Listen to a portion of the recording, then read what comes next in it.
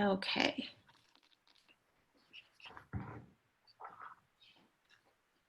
There we go. Lillian is here. Hi all, thank you for joining us. We're just going to wait a couple more minutes here just to make sure we let a few more CAG members log on, and then we're going to get started. Thanks for your patience.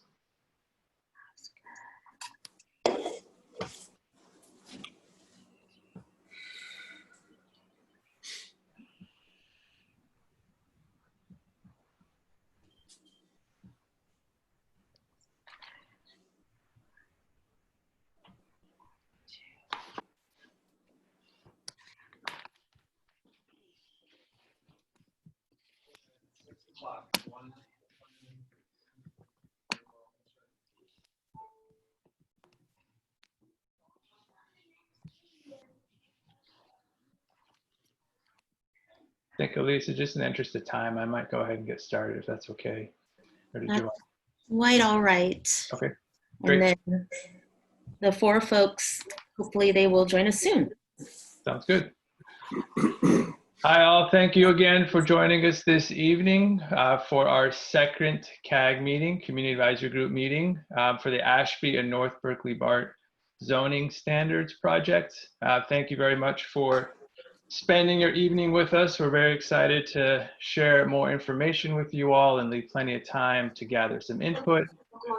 Before we get started, usual city procedures is just to let you know this is being recorded as part of what is typically happening now in the condition that we're in. So this is just basically a recap of that information. Also wanted to note, as we did before, we'll be facilitating this much like we did last time, asking you all to use the hand raise feature as members of the CAG to let me know that you would like to contribute, and we'll queue you up that way. You should be able to unmute yourselves, and we'll have an efficient discussion that way. For members of the public, we will also have a public comment section as we did before.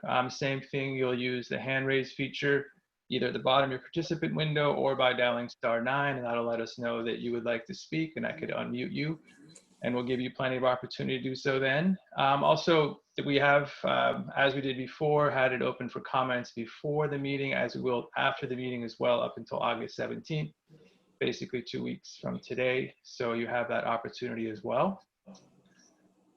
With that, just a quick overview of the agenda. We have a couple welcome items that we'd like to share with you. We're going to go back over the CAG role and responsibilities. We did hear from you all last time. We want more clarity what that looks like, and we have some great things to report there. We're going to discuss the planning process overall, where we are, where we're headed. Then we're going to get a little deeper into zoning and community goals. A little bit more information about the great amount of information that's out there that's part of our starting point, and to get more feedback from you all as to what goals you want to achieve as part of this project. We're going to look at preliminary sites for both. We have a couple concepts we want to show you again to get your initial input on what you see. And then we'll talk through next steps, and then definitely leave plenty of room for public comment. So with that, first thing I wanted to do was introduce the interim planning director, Jordan Klein. And Elisa, did Jordan? Yes, he is on the Zoom. Great. And is a panelist. So if you want to share screen for a moment. Yeah. Well, Jordan's with us. Jordan, would you like to introduce yourself? Sure. Thanks, Dave. Hi, everybody. I'm Jordan Klein. I'm the interim director of planning and development. Appreciate the opportunity to speak to you this evening. I just wanted to first quickly thank you all for participating in the CAG. You've got a really important role to play in representing the diverse perspectives of the community, and also as serving as ambassadors to the greater community throughout this process. I know it's a big commitment, so I wanted to say thanks. I want you to know that our team was working really hard to make sure that this is a meaningful process for you. I know you're eager to grapple with the issues in a way that's substantive and productive, and I appreciate that. Of course, it's challenging. We have a lot of background material to cover in order to set the right context for policy discussion. So we're doing our best to strike the right balance between presentation and discussion. I'm optimistic we're going to hit the mark, and also I encourage you to give us feedback along the way. And obviously, this is a critically important project, not just for Berkeley, but for the whole region. At the first CAG meeting, you heard from staff and also elected officials about themes and shared values like housing affordability, environmental sustainability, accessibility, and advancing social and racial equity. I'm really pleased and optimistic that it really feels like we have a strong consensus in our community with the city and BART working closely together in pursuit of those shared values. And so I'm really enthusiastic about this project. Finally, I just want to thank the whole team. Lisa and Justin from planning have been doing a fantastic job. So thank you. Dave and Karen and their respective teams, and Abby and Rachel and Janet, folks from BART. I just want to say thanks to everyone for your work on this. And I'll stop there. Thank you all. Great. Thank you very much, Jordan. Welcome to the team. So with that, as many of you I'm sure know, we lost a very big part of the community recently. And with that, I wanted to turn it over to Chris and Charles to recognize her. So Chris, we'll start with you. Thank you. Hi, everyone. I just want to acknowledge and kind of hold in honor and remembrance for today's meeting the life and legacy of Margie Wilkinson, who's in this photo from last year when we were celebrating Miss Ritchie's birthday. Margie was a lifelong social justice activist, and she was involved in the free speech movement. I'm sorry, could somebody go on mute? I'm hearing a lot of background noise. I'll take care of that, Chris. Thanks. Sure. So she was involved in the free speech movement. She was an organizer at UC. She organized the clerical workers, did powerful labor organizing. She was involved on the board of our local radio station, KPFA, and really brought them back from the brink of crisis and into an era of stability. And she was a founding member of Friends of Adeline, which is an organization I'm also proud to be a part of here in South Berkeley that really works for social and racial justice for South Berkeley residents and making a better, more equitable South Berkeley. She was on our last CAG meeting. She actually came to this group on our first meeting and spoke to it and was really passionate and committed to making sure that every decision that the city makes is really done with the holding the needs of the people who so often just been left out of decisions and left behind, but making sure that we actually take those concerns into account and really lead from how to, not just how to help those most impacted, but recognizing that what do the people most directly affected want and have them lead, and not having the knowledge and experience of living somewhere and someone's own life be the experience. That was all that somebody needed. They didn't need to be technical experts. They just need to know their own life and their own community. And I feel like she embodied that with so much kindness and grace, and was just loved by everybody in the community, and myself included. And so I really feel her loss, but I also really hope that personally for me, in carrying forward this work, that I do it kind of holding her in mind and in my heart. So thank you. Thank you so much, Chris. Charles, I know you'd like to say a few words as well. Can you unmute yourself? Thank you. I would like to honor Margie for being one who always spoke truth to power.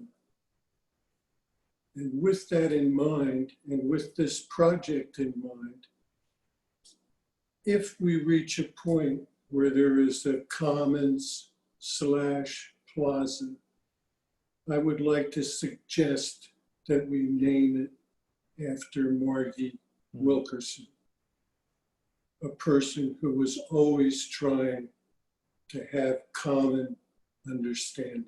And with that, I would hope that we could take a moment and have some silence in memory of Margie.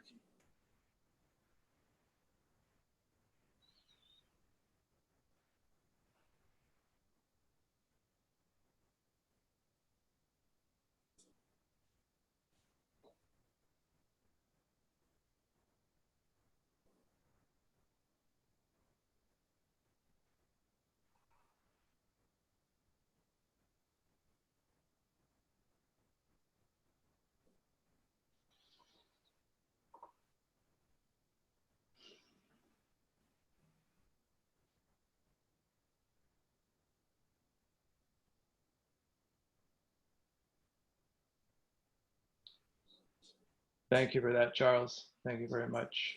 Thanks all. Okay, so with that, we're now going to transition into giving you a quick overview of what we've heard and where we've been, and then move forward into the agenda from there. So Elisa, I'm going to hand it over to you. All right, Dave, if you wouldn't mind going to the next slide. So I'm going to give a brief recap of our first CAG meeting and office hours, and just bring us up to speed. And as you know, the purpose of our first CAG meeting was to introduce members of the CAG to each other and the public, and to review this group's purpose and responsibilities, as well as to provide an overview of the ongoing process to develop zoning parameters for the Ashby and North Berkeley BART station areas, and share some preliminary information about the two stations and what we knew about development considerations and existing plans and policies for the two station areas. So you can see we showed this this slide at the previous meeting, and just a little red circle indicating kind of the next two sets of community, meetings that are happening, today's CAG meeting as well as the first community meeting. CAG members at the last CAG meeting raised several questions wanting more clarity around their roles and responsibilities. So we've agendized a topic on tonight's agenda to further clarify and talk about that. I also wanted to make sure that we introduced a CAG member who was not present at the last CAG meeting today, and that is Oscar Ramirez, who is a CAG member, one of the appointees that was selected by the Commission on Disability. So Dave, I don't know if we want to, when it's the discussion period, to have a moment to share screen, or should I keep on going with this? Well, if Oscar would like to turn on your video, if that's available for you now, Oscar, that's great. If not, we can come back to, oh, hi, Oscar. Welcome. I think you're muted. Do you want to just say hi to the group real quick, since you didn't get a chance to last time? Yeah, of course. Hi, my name is Oscar Ramirez, and I'm with the Commission on Disability. One of my biggest hopes is to address with everyone else, some of the, inequities for people with disabilities, and also looking at it from that point of view, just so we can have more accessibility in these projects that we're working on right now. And I'm looking forward to our conversations. Great. Thank you so much, Oscar. Welcome. Thank you. Great, thank you, Oscar. So just some updates.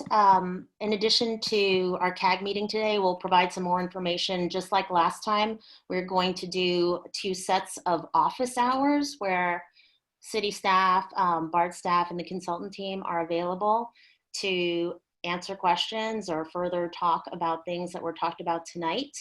And we would like you to be aware and save the date for the first community meeting, which will be on Monday, August 31st in the evening. It'll be in a virtual format, and we'll come back to that at the end of the meeting and talk a little more about that. We also wanted to give you some updated information about the federal and state grants that were, BART was awarded to do transit-oriented development for the Richmond corridor, which includes, of course, the Ashby and the North Berkeley stations. In the meeting materials that you received for tonight, there is a handout that summarizes those grants in more detail. So just wanted to highlight you to that information. And we also shared that BART's technical guide to zoning for AB 2923 conformance. And we had some office hours on July 13th where BART staff presented some more information about how they're implementing AB 2923 and interpreting AB 2923. And just to highlight that they are requesting public comment on those documents by Friday, August 7th. And another important document that is coming out is a companion document, their transit-oriented development work plan. And this is going to include how BART prioritizes station area development. So a public draft of the TOD work plan is going to be released and discussed with the BART board in the end of August. I believe the board date is August 27th, but I'll double check that. If we could go on to the next slide. So this is a very busy slide, and don't worry, you don't have to copy down this information. We will provide it to you afterwards and post it on the meeting webpage. But what we did want to show here was that how we're structuring these CAG meetings and the community meeting is basically the first community meeting is going to introduce to the broader community what the CAG has been introduced to at its first and second meetings. And so, so that's where we're using the CAG as a sounding board first with introducing this information and then presenting it to the broader community. We also have some online videos that we are going to be preparing. The first set is sort of a housing 101.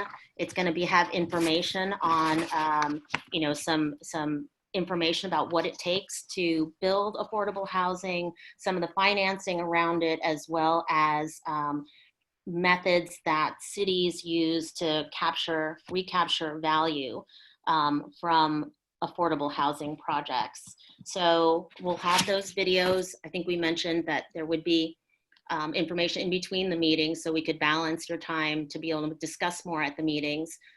We also have then a third CAG meeting, and we'll follow up with CAG members, but the dates that we are looking at for the CAG meeting is Wednesday, October 14th.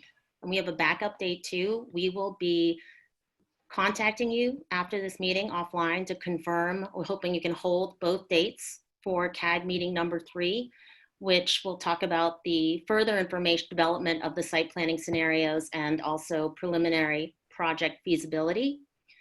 And you can see how that plus another set of videos will feed into a second community meeting in October and November, and so on and so forth. So this is just a first, giving you an idea of a roadmap to come, and this will be on the city's website later. You could go on to the next slide. So at the last CAG meeting, several CAG members talked about wanting to better understand the process, key milestones, their role, and specifically, what are the CAG deliverables? There are questions about how to ensure that the CAG, if you go on to the next slide,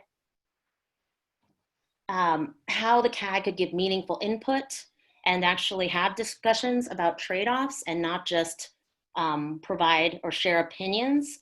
And there are also questions about what level of station access and transportation planning would occur now versus later. So I'm going to talk a little bit about and respond to those questions and comments. Go to the next slide, please. So first, we just want to start with the starting point of what the MOU says and the direction from the City Council. So we went over this last last time, but as a starting point, the CAG's role is to provide input to the Planning Commission about the zoning.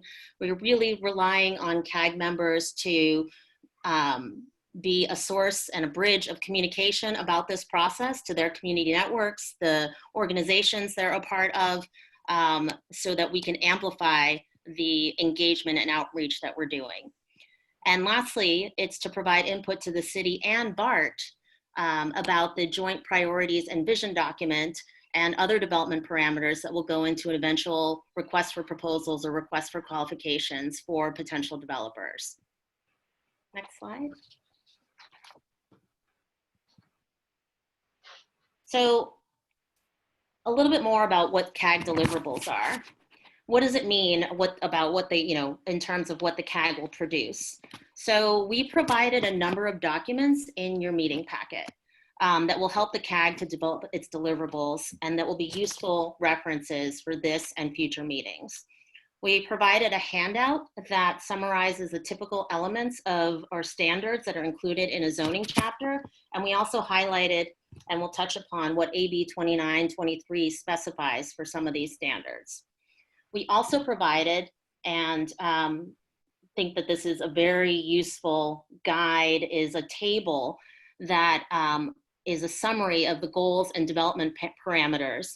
And Karen from Van Meter, Williams and Pollock is going to go over these in more detail, but this is sort of a handy reference sheet in terms of what we believe, highlighting what we know from guiding documents that are key, that a lot of community time has been spent on already, as well as other project parameters that we know of from the city and the BART, as well as outlines things that we don't know that need CAG discussion.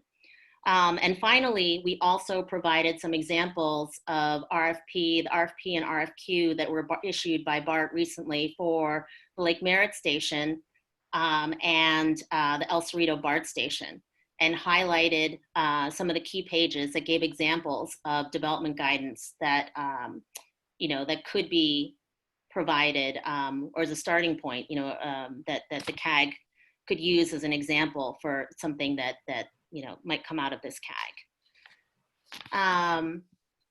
All right, can we go on to the next slide? Okay, so before we go into the discussion, I just wanted to echo something that I think Jordan Klein mentioned, is that we heard you in terms of wanting to have time to have discussion. We also want to, at this meeting and the last meeting, really give you the information that you need, that are key, background information, so that everybody is on the same page in terms of being informed to be able to have a discussion around trade-offs.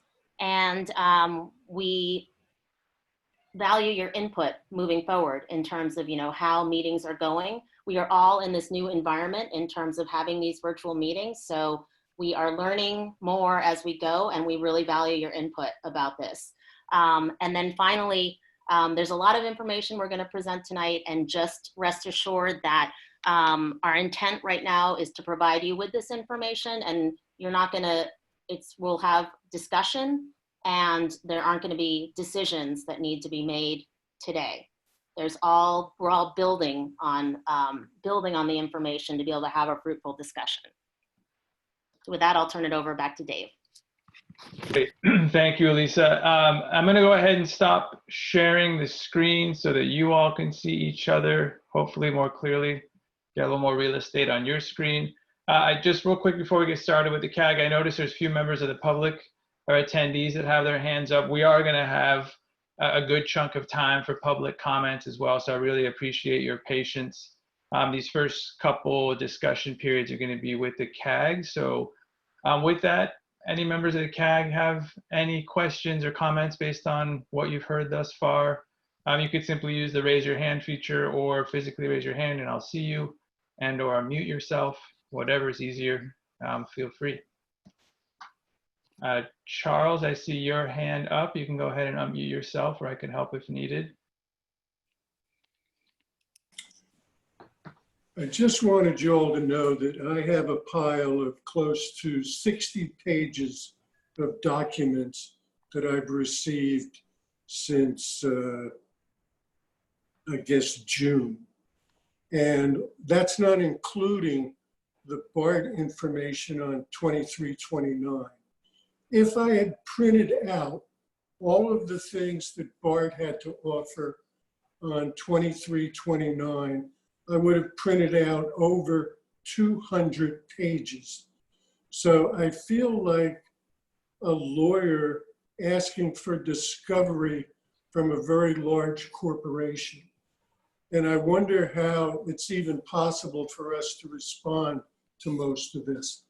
But the one that I will bring up first is the Berkeley Transit-Oriented Development, which was sent to me on 7/24/2020. And if you look at ridership under 1, ridership A and B, it seems like we shouldn't even be meeting anymore, because the number one priority that BART asks for, and I will quote, project must result in a net increase in BART ridership. At the moment, BART ridership is down by about 90%. As someone who's involved in the flea market, I go to the Ashby BART parking lot at least once a week during the midday. I have yet to count over 20 automobiles in that lot. So I thank you. Thank you, Charles. Peter, you're next. Briefly, I wanted to thank Charles and Chris for giving us a moment to remember Margie. That was good. She was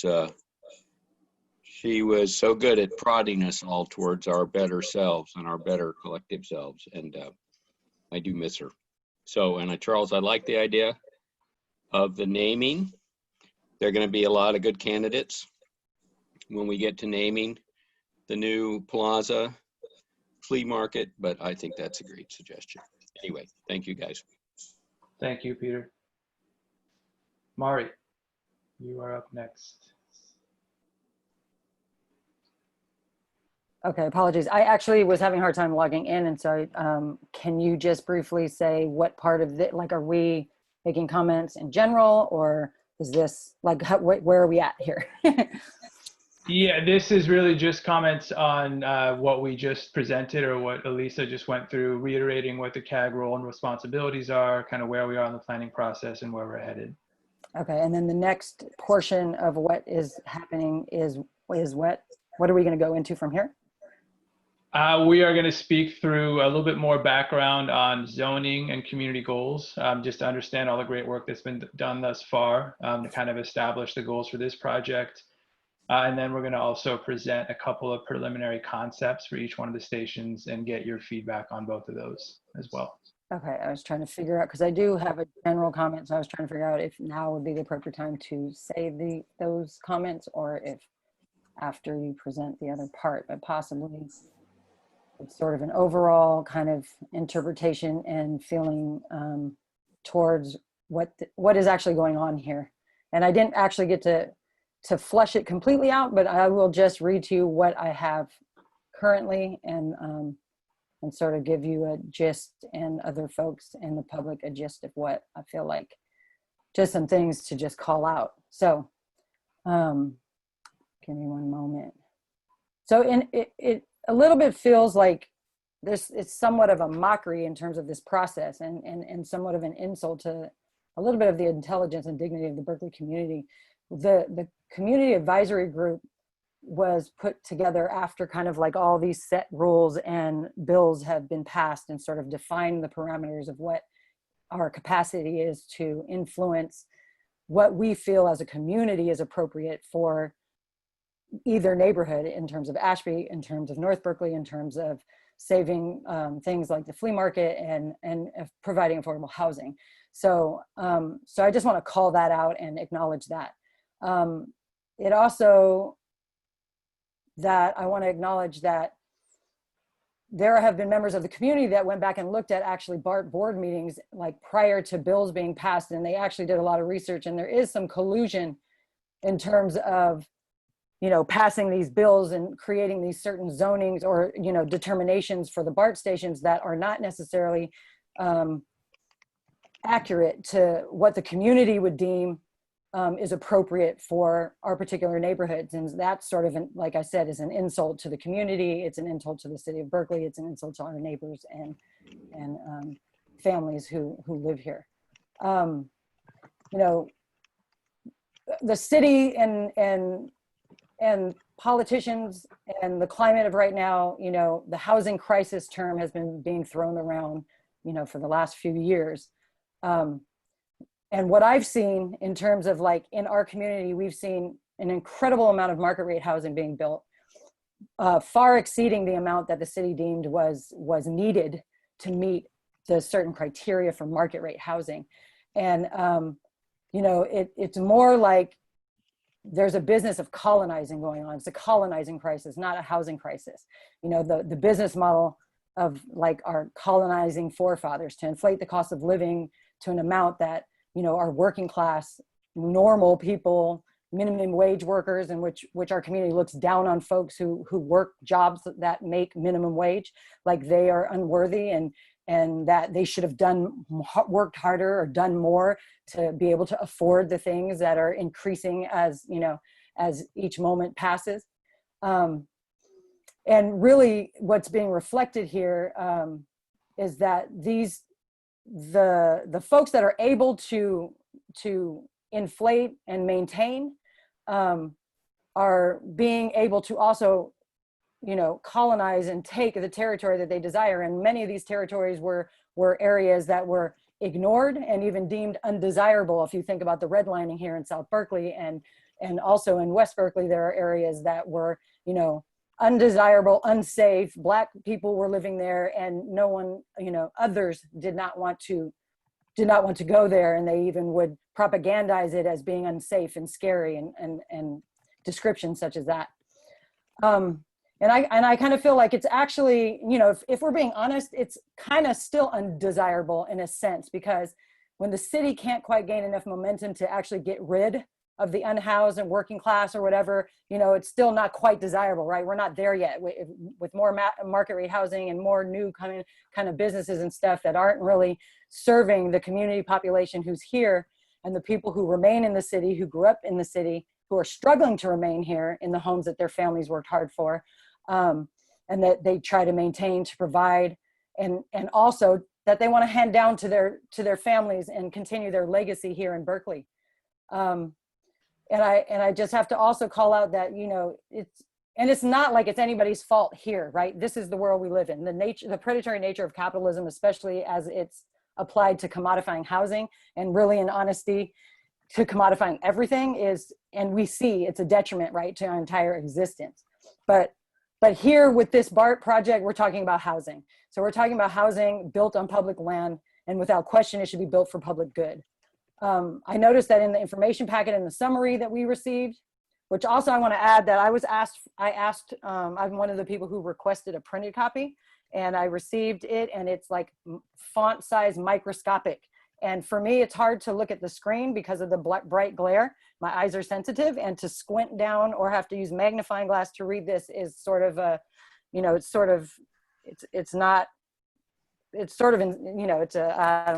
insulting is maybe too hard of a word, but I just want to acknowledge that as well. Like, we have to be thoughtful about that. Yeah. But also I want to go back to then the summary talks about affordability goals. And I want to highlight the fact that they throw around like 35% affordable, but not less than 20%. And then with an overall, with all BART projects, not less than. I'm sorry. Yeah, no, I don't mean to cut you off, but we're going to get to all that info. No, that's okay. And I really appreciate the context. Yeah, I'm sorry. I really appreciate the context. Here's the thing. This context has to be stated. Yep. it doesn't get acknowledged, and we're going to take a few minutes to just acknowledge it. We've all, you know, are volunteering our time to participate. Yep. And it is important that we acknowledge these factors that affect people who don't get to show up here, who say these things and are never listened to. So I'm just going to finish. I don't have much more, and we will talk about it more. And I understand that, and I appreciate that you guys are here, but this has to be said, because we reference affordable housing and the low income, very low, extremely low. You guys throw around the 80% AMI, 31 to 50% AMI is very low, but we need the numbers, because community members who come, they don't know what 80% AMI, and what is that really? It's $80,000 or more is 80% AMI. That's not low income to many of the people in this neighborhood who are being displaced. So it's better if you use the actual number of what the salaries are that reflect that income level, so that people can understand that low income is not low income. And then they can question you and talk to you about, how do we get to actually low income, affordable, very low, extremely low, maybe no income housing. So the other thing I want to highlight is that our market rate housing, and even some of BART at MacArthur, studios that are 488 square feet are going for $3,025. So to qualify for that, you have to make at least $109,000 a year. And I even looked at our city listing of pay scale for our city employees, and maybe a handful, counted on two hands, would make a salary that would even qualify for that. So these kind of things need to be acknowledged. It needs to be captured. We want 100% affordable housing at our BART stations. And we need to work hard for this, and we need to break open the box and just, you know, these rules that are supposedly set, we need to push back against that. And thank you for letting me finish. Here, here. I appreciate that. Appreciate that sentiment. And I just wanted, actually, one thing to note is, you don't see it up on the screen, and I'll bring it up time to time. I just want to take up real estate, but we do have a virtual whiteboard that we're taking down all of these great input and notes that will be shared back with everyone as a summary as well. So just want to make sure you all realize that we are also taking the notes that we hear, and that will be part of the summary. So thank you for that. Chris, I see your hand up. Yeah, thank you so much, Mari. That was so well said, and so important that we don't go into this. Two comments. So first, that we don't go into this with, as Mari put it, a colonizer's mindset, right, of a tabula rasa, of these are just parking lots that don't have any history or don't have any current use for anything other than cars, but to acknowledge who are the people, what is the history of these places, and what are the ways in which structural and institutional racism has created these spaces and locked so many people out of opportunity and destroyed people's homes and businesses in the creation of these. And in the context of redlining, and in the context of loss of land for Indigenous people. So I know we have talked previously about these agendas, including some of that kind of historical context, and just making sure that those of us on the CAG really know and understand what the full context of these places, because I know not all of us are intimately familiar with both stations. Many of us have been very invested in one station, but maybe not both, right?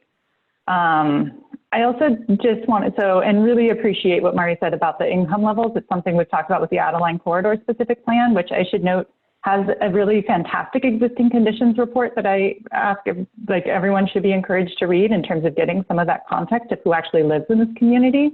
What are the incomes of the people who live here? What are the rents that they can afford? I don't know if North Berkeley has a similar type of a document, but I think that's a great resource. But also in the Adeline Corridor Plan, the first round only included percent AMI, and we had to bring the feedback back to staff, and staff did come back with providing what that actually means in terms of income amount, dollar amounts, the way that people normally think of their lives and their bank accounts. And so I hope that can become a standard practice with the city moving forward, so we don't have to keep providing that comment and feedback every time we go through a community process.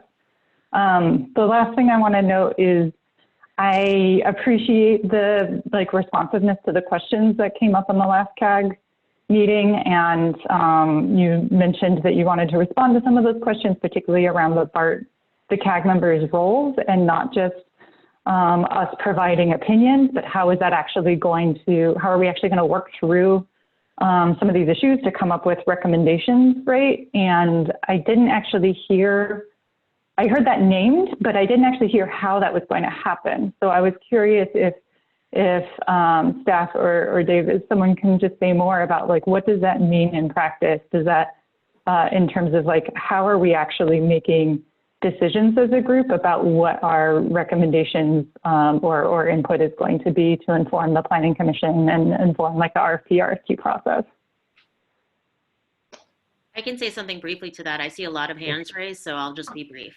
Sure. One thing that, you know, in the next CAG meeting, you'll be getting information about different possible development scenarios and preliminary economic feasibility. So I think some of the factors, and Karen will get into this a little bit more in terms of what the unknowns are, but for example, if the CAG is going to weigh in about percentages of and levels of affordability, absolute numbers, or, you know, those kind of ballpark, what kind of developers, et cetera, you know, different issues might be, for example, you know, how much time it takes, how much depending on how much public subsidy is required. So the CAG, we envision, will need to come up with some level of criteria or prioritization to be able to articulate various positions of, you know, feeling one way or another, or certain criteria based on, you know, based on differing prioritizations or weighing of certain aspects, you know, certain items.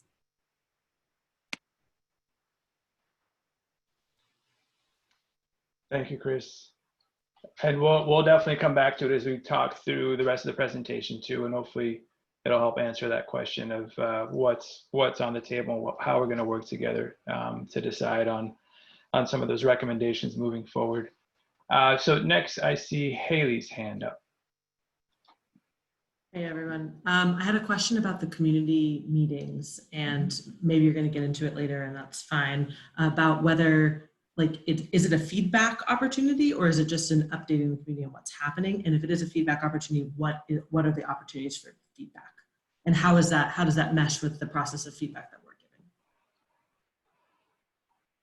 Great questions, Haley. And I'll start, and Elisa, maybe you can support as well. But we fully anticipate those meetings being run somewhat similar to these, is giving folks the context of what this project is about, the basis on why we're here, and then presenting them with some similar information that we've given you all, but definitely giving the community plenty of opportunity to provide feedback. Obviously, in the virtual state that we're in, it's a bit challenging, but we'll have feedback loops, we'll have live polls, some of which we'll actually do with you all here tonight, and be able to gather feedback that we'll bring back to the CAG. And we actually want to talk to you as CAG members about that a bit as well, and your role in those meetings. We'd actually love for you all to be involved in some way, whether it's helping facilitate small group discussions or being part of the upfront presentation, depending on your interest level. We definitely want to gauge that as well moving forward. Hopefully that answered your question. Did you have something, Elisa? I think you summarized it. And okay, sorry. I thought I saw your hand go up. Okay, Tony, I see your hand up. Yeah.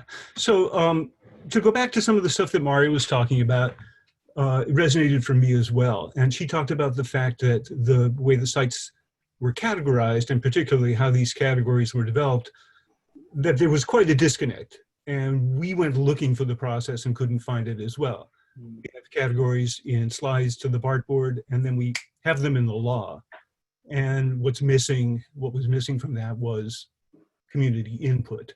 So, you know, as a result, we have North Berkeley categorized as urban. It's not. So yeah, that raises concerns for me as well. We now have a law that we are constrained to zone 2. And really all we can do as a group is either approve these parameters or raise them. And there are folks in the committee who want one and folks who want the other. When we get to talking about this, and I hope we were able to talk about it directly, constructively, and peacefully, I will be very interested to see how you folks are going to come from that fundamental disagreement to a recommendation. This I foresee. And bear in mind that the city is not BART. BART has been very, very clear. They want to monetize their real estate, increase their ridership. They're not a housing agency. What I would love to see, and I think a lot of us would love to see, it seems to me missing from this picture, which is development of community. There's no path to equity. The people who, Berkeley has a huge transient community. If this is just more market rate housing with no path to equity, we're not really building community, and we're not building equity on the part of folks who could, for example, go into affordable or highly affordable condos, build wealth that they could pass to their children. I would love to see that. I think community has been missing from the conversation, and I would love to see it introduced. So yeah, I mean, basically the holes in the process already give me cause for concern.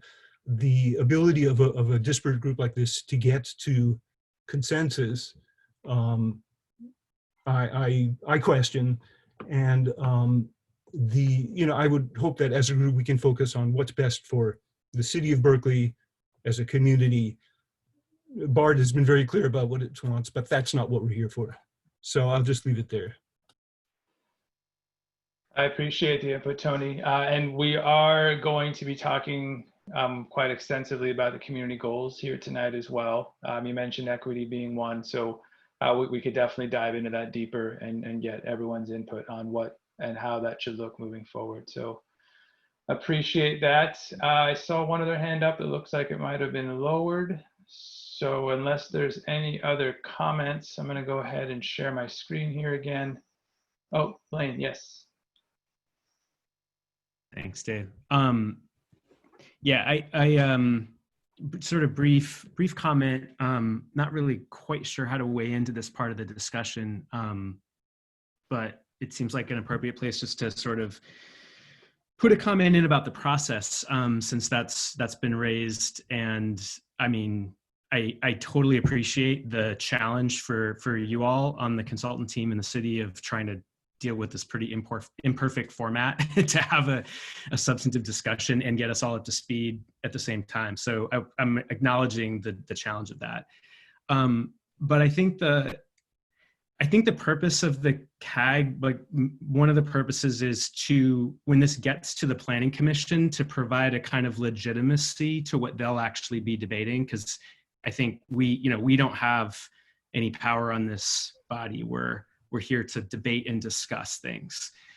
But to the extent that we as a group can kind of have a conversation that is going to get sort of reprised in the Planning Commission, and really map the territory of that conversation and really get into the debates in a real way that represent like positions in the community, I think it'll help the Planning Commission make a determination that'll then have the force of law that is legitimate and really is sort of grounded in something real. So I just want to put out there that like the quicker you can get us to really having those debates with each other, the better. And I don't know that this kind of like big group format is it's the best way to do it. So I'm curious about how we can sort of do it in a more dialogue fashion, maybe facilitated, and in a way that you can also help identify some of these things you're hearing and structure the questions that we're asking each other. Like, can you consider this? So it's not just completely free form, but it's actually like really focused on a real legitimate kind of community concern that you're hearing. So I know that you're considering all those things, but just that would be my hope for this process. And I would really like to hear more concrete ways you're going to do that going forward, because it feels like we're not quite there yet in terms of the process. Thank you. Yeah, thank you, Blaine. Yeah, and again, I think we're going to talk about that a little bit more here tonight. And we have heard that suggestion before. Obviously, given this format, it does provide a challenge. But I think the place we're in right now, and you all, I mean, could definitely give us feedback. But we're trying to provide everyone with a basis of information of all the great work that's been done to date, and some questions for you all to think about. And then we're hoping to leave plenty of room, as we will here tonight, but moving forward as well, for that dialogue between you all, because we realize that's really why you're all here, and that's really why we want to give you all that platform to provide feedback. We did hear the suggestion previously as well about maybe having small group discussions, topical discussions that are facilitated, which would potentially happen outside of the CAG meetings, maybe in addition to, or we can actually have small group discussions as we're kind of going through this process, which we have planned moving forward as well, potentially. So I guess we're just asking for you all to be patient as we provide the kind of basis and context, so that we have a strong foundation to start from and then move forward from there. But I really appreciate the feedback, and keep it coming. We appreciate all that. Elizabeth, I see your hand popped up as well. Yeah, I raised it and lowered it and raised it again. I want to echo Blaine and some others folks about the opportunity for discussion, and I appreciate everyone's comments, but I heard a few assumptions about how this should work, and I don't actually want to make any assumptions about what we recommend until we're further on. And I just wanted to point that out. Let's not assume that we all agree on any one of these approaches or goals yet. That was it. Appreciate the input, Elizabeth. Thank you. Okay, so I think I'm going to hand it back over to you, Elisa, to take us through the next section. I'm going to share the screen here again. And you're back up. Because the question came up at the last meeting in terms of what level analysis, particularly related to station access and transportation, is happening at this stage of the planning process, we just wanted to touch on that. So if we go to the next slide. We showed a version of this slide at the last meeting, which gives context to the work that the CAG and the community are focusing in the overall process of development. We're just at the beginning, again, at the preliminary planning phase of a multi-phase, multi-year process to get from planning to actual development projects. We revised this graphic to clarify that there's actually some level of site planning, station access and transportation studies, as well as engineering feasibility and economic feasibility that we'll do now, as well as that continuously occur at each stage of the process. And of course, you know, there are a lot of different variables. We have to make assumptions, and you know, they are influenced continuously by changing economic conditions. For example, funding information that we have. We know more now than we did at the last meeting in terms of resources from the grants that BART has. So, you know, that's factoring in and changing, you know, and informing our process. There might be changes as years go on in terms of technology, in terms of building technology and transportation and mobility technology, and finally, changing laws and regulations. Things have been changing a lot at the state level related to affordable housing, as well as, you know, just development regulations. So just something to keep in mind.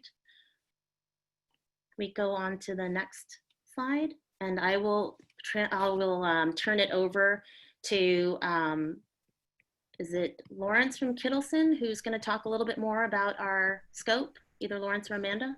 Yes, thanks, Elisa, and good evening, everyone. I'm Lawrence Lewis. I'm a principal with Kittleson Associates, and we're leading the transportation component of the analysis. Amanda Leahy is also with me today and will be working with us and the team on the project. For today's discussion, would just like to provide a high-level overview of the transportation analysis components and the outcomes. Kittleson will be at a high scale completing two elements. One is supporting the development of the zoning and the site plan concepts. And then the second component is the CEQA environmental review. Transportation will be revisited at future meetings. And then also just there will be opportunities as part of the office hours as well to discuss transportation as we're moving ahead. In terms of parallel efforts, as previously mentioned, BART was recently awarded grants by both Caltrans and the Federal Transit Administration, and will be leading corridor planning efforts based on that. And those grants would, relative to this work, would also allow for more in-depth study of the transportation planning options that are coming out of this process. Next slide, please.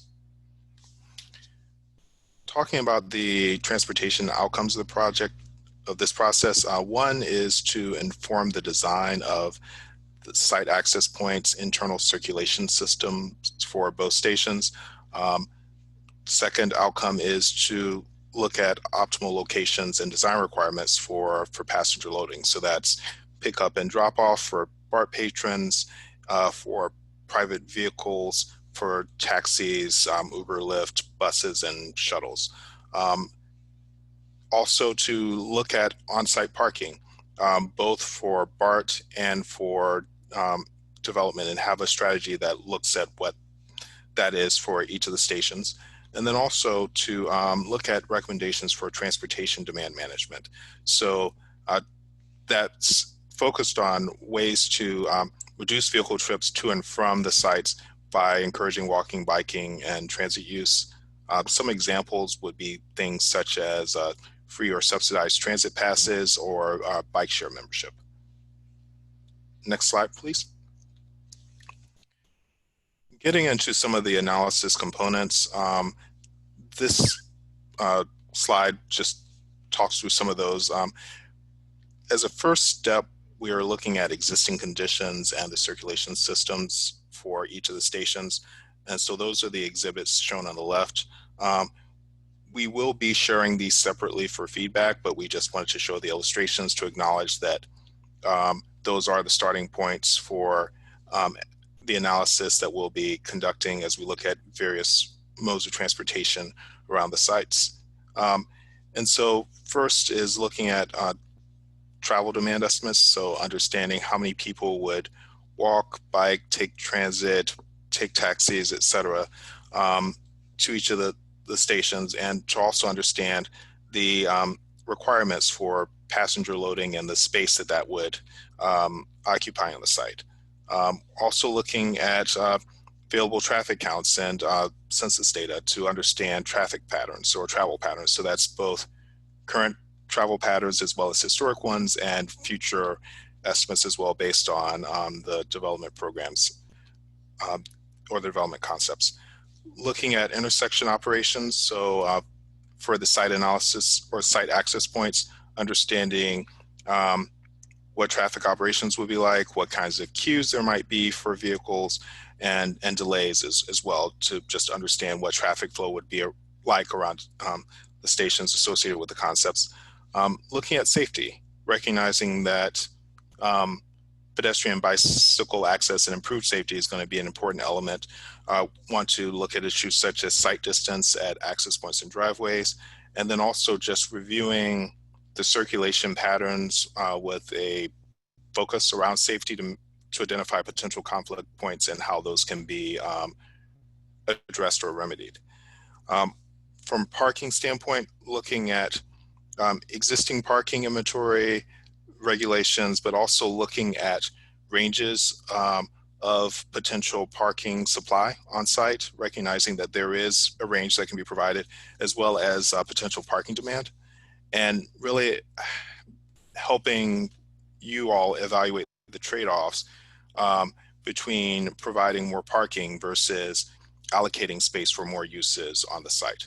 And then this work would inform the level of transportation demand management or vehicle trip reduction that would either be warranted or needed to support the development.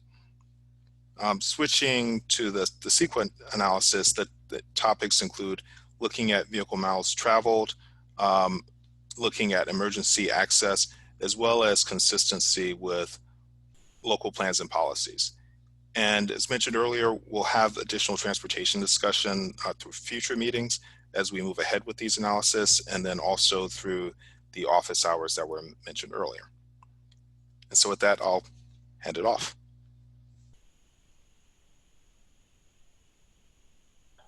Thank you, Lawrence. Thank you for that. So as Lawrence mentioned, there's going to be plenty of opportunity moving forward to provide additional input through the office hours, through additional emails, through future discussions we have at CAG meetings.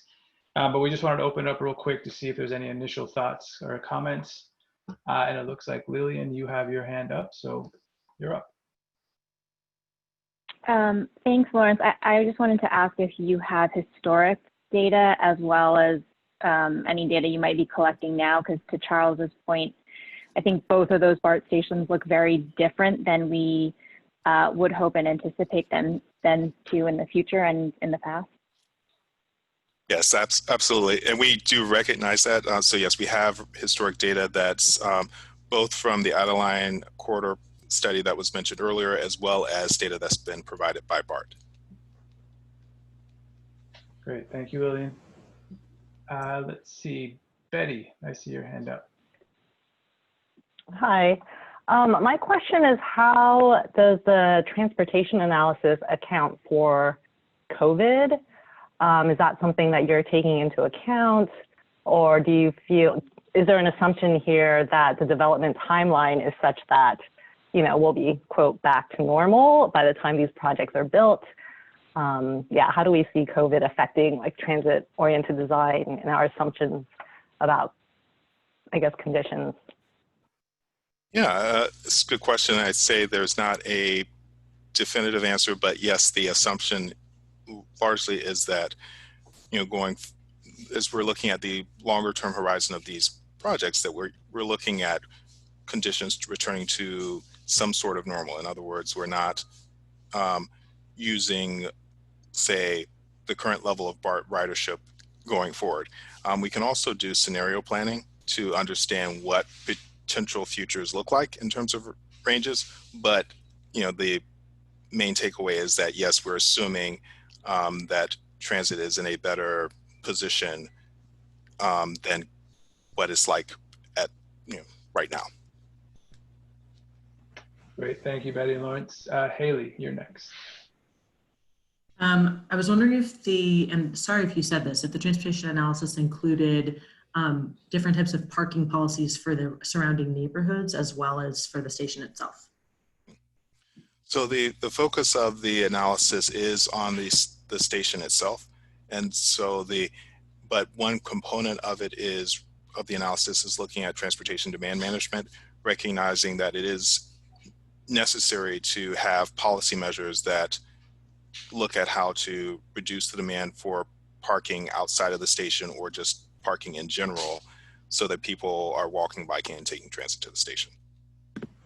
If I could just expand on my question, I guess the answer is no, but what I'm wondering is like there's permitted parking around the BART stations. And so are we going to look at that as part of solving the parking problems or the parking conundrum? Yeah, and what I'd say, is that it's more about understanding what the issues would be, and then looking at what potential policy or regulatory changes might be, and that could be one of them. Hi, this is Rachel from BART. I'm just going to jump in real quick. That's definitely something we're going to be exploring in the grants that we're receiving. The funding we'll be receiving by the end of the year. So we will be looking deeper into that issue. Great, thanks, Rachel. Peter, you're next. Peter, I think you're muted. Lawrence, thanks for the intro on that. And again, congratulations to BART on this funding. I think we're going to find that's incredibly useful to at least have these studies underway as we're having this conversation. Question is, Lawrence, will you be available at either the office hours that are coming up for those of us who really just want to delve into details of your scope and how you're approaching this around both of the BART stations? Yes. Both or one or the other? Both. Between Amanda and me, we'll both office hours are available to discuss transportation. Terrific. Thank you. Great. Thanks for the question, Peter. Bernali, you're next. Hi. Yeah, I think some of the questions that came up, and even in some of the introductory comments, it seems like we still don't have an understanding among the group about the timeline of this project, and are making a lot of assumptions just purely based on COVID, whereas it looks like it's going to be at least 5 years out, if not more. So I want to encourage all of us and bring us all back to understanding that the timeline of this project is much into the future, and we shouldn't make any short-sighted decisions based on what we're currently experiencing, especially for those of us who are in planning and are privy to these processes. These take many, many years to actually get built. So let's definitely have something that's visionary, but also something that is not stuck in what we're experiencing right now. I think for me, as part of the Transportation Commission and as a transportation advocate, we have been pushing to look at transportation planning as a solution. If we do not have investment in public transit, then as a community, we will fail, because we cannot afford to have more cars on our street, whether it's for local emissions or for global emissions. So please, please keep that in mind. Me personally, as somebody who's from South Asia, global climate justice is really important to me. And I cannot sit here and be quiet when I'm hearing that, you know, BART is going to be at 90 whatever percent less occupancy. That's not acceptable for me. And that's also the reason why I think we need to think about building housing in our communities. So while we're struggling to get public transit back, people might still be living close to amenities. So yeah, so think about what's happening now, but I implore you to also think about the future and think about it from a visionary perspective, from a perspective of all of this as a way to solve climate change as well, because those are frontline voices that are not present in this room with us. And I'm not a frontline person, but that is also my responsibility to remind you that what we do here has an impact all over the world. Yeah, and with that, I'll stop for now, but just to remind us that please do not be short-sighted in only reacting to what's happening right now. Great point. Thanks, Pranali. Charles, you're up. Trying not to be short-sighted, looking into the future, I believe more and more people will be working, staring at a screen, just like we are in the present moment. And I'm not saying this, COVID has pushed us to that. COVID may disappear. Some plagues lasted a decade. So, you know, I have no idea what the future holds. Thank you. Thank you, Charles. Mari, you're up. Hi, thank you. I just also want to just throw in the pot of, for thinking, and, you know, just as we're being constructive about all the different facets of this, is that in terms of just like, I know there's the eliminating parking and wanting people to bike and walk and use public transportation. And, you know, it's not just taking away parking that is going to help with trying to shift that. And the, you know, car makers are making cars still every year. I see television commercials all the time, everywhere we go. Honda's selling gas cars, like everybody's selling cars. So that is a kind of on another larger scale, the people who are putting that into the environment and continuing to build those things, we need to be pushing towards those industry shifting. And then to keep in mind also that we're going to have electric cars. So there are going to be people who are driving and that are trying to reduce their carbon footprint, driving electric cars. So we're not eliminating driving, we're eliminating fossil fuels, hopefully. But that's just something to think about in the context of transportation. Great point. Thank you. Thank you. Okay. So with that, I think we're going to transition back to the next section. Pranali, did you have? Yeah, I just wanted sure. to add one comment for Lawrence, which I think I'll come to our office hours to do that. But I want to see if you will expand the area of thinking. I think especially for North Berkeley, it's not clear that University Avenue is just a couple of blocks away. And I'm already hearing that this is not urban. And I'm like, University Avenue is a block away. How does that affect our thinking on transportation, housing, and the amenities that we provide at the site? What's appropriate retail? What are some of the things we need if we decide to not have housing in the bottom level? So I think for everybody to just think about the area that's impacted and note the the fact that University Avenue is only a couple of blocks away. Great point. Thanks. Blaine, looks like you have your hand up. Yeah, I'll try to keep it quick because I know you're trying to move forward. Just to echo Bernali's point, I would love it if the sort of map could get expanded out, because we have to think about these projects as sort of as catalysts for other development, things that could happen in areas they're connected to.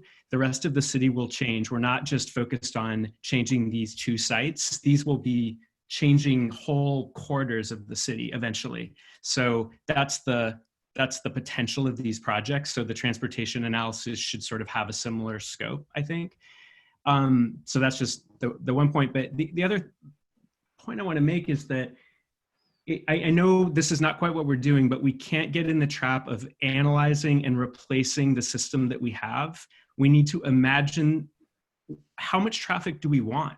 How much parking do we want? That's the starting point. How many cars is it acceptable to look at taking up real estate? And that's not an answer that an analysis will tell you. That's an answer that your values will tell you. I think that's an answer that we as a group should take up. Or, how much traffic do we want to see stopped at a stoplight? How fast do we want to see it move, when our kids and families are out like walking in the street? To me, those are the starting points. It's about the quality of the transportation happening around these sites. And then we work into the analysis from there and say, okay, so now how many lanes do we make that creates that condition? Or how many, minutes is it acceptable for someone to wait to turn into a drop-off zone? So I just want to keep putting this, idea in here that we start with the world we want, and then we get to the analysis that gets us to those conditions. Not we analyze what we have and then we end up with the same thing we have now. So I think it's probably just echoing maybe what's already been said, but I just had to say it again. Thanks. And I appreciate that. We're going to be getting into that qualitative piece next, talking about kind of community goals and what we want this area to be. So that's a nice segue, but it looks like Mari and Bernali have their hands back up. Mari, you're next. Oh, and just in terms of referencing University Avenue, because University, and I was born and raised and grew up here, and so maybe to Blaine's point, if people are envisioning University to be a city center, but it has never been a city center. It's not like downtown. It's not a destination like that. I grew up here. Friends live in that neighborhood. We would go to each other's houses, or you might go to Andronico's, used to be where Target is, but it's more just like a neighborhood, and it's not a destination per se historically. So if it's a vision to want to make it city center, that's a different kind of context, but it has not ever been a city center. It's not a destination like downtown in terms of University Shattuck downtown like that. So just to highlight that. Great, thank you. Yeah, I'm sorry, I have to add a comment. I mean, transportation is my focus, so I'm talking more during this section, and I promise to listen more to all of you when we're in a different section that I'm going to be learning from you.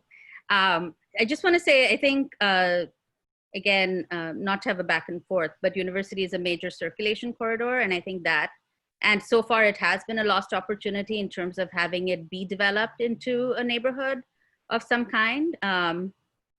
However, what I wanted to say is I haven't made up my mind about electric cars yet, but I do want to remind us also that cars in general kill people. And I look at it from an emissions perspective, but also from any kind of vehicle that's potentially kills people on our streets.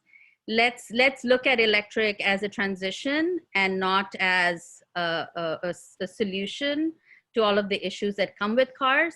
I also want to encourage us to think about all of this from a disability perspective, because one of the things we don't think about is how do we make it so our streets and the BART station and all of that prioritizes people with disabilities.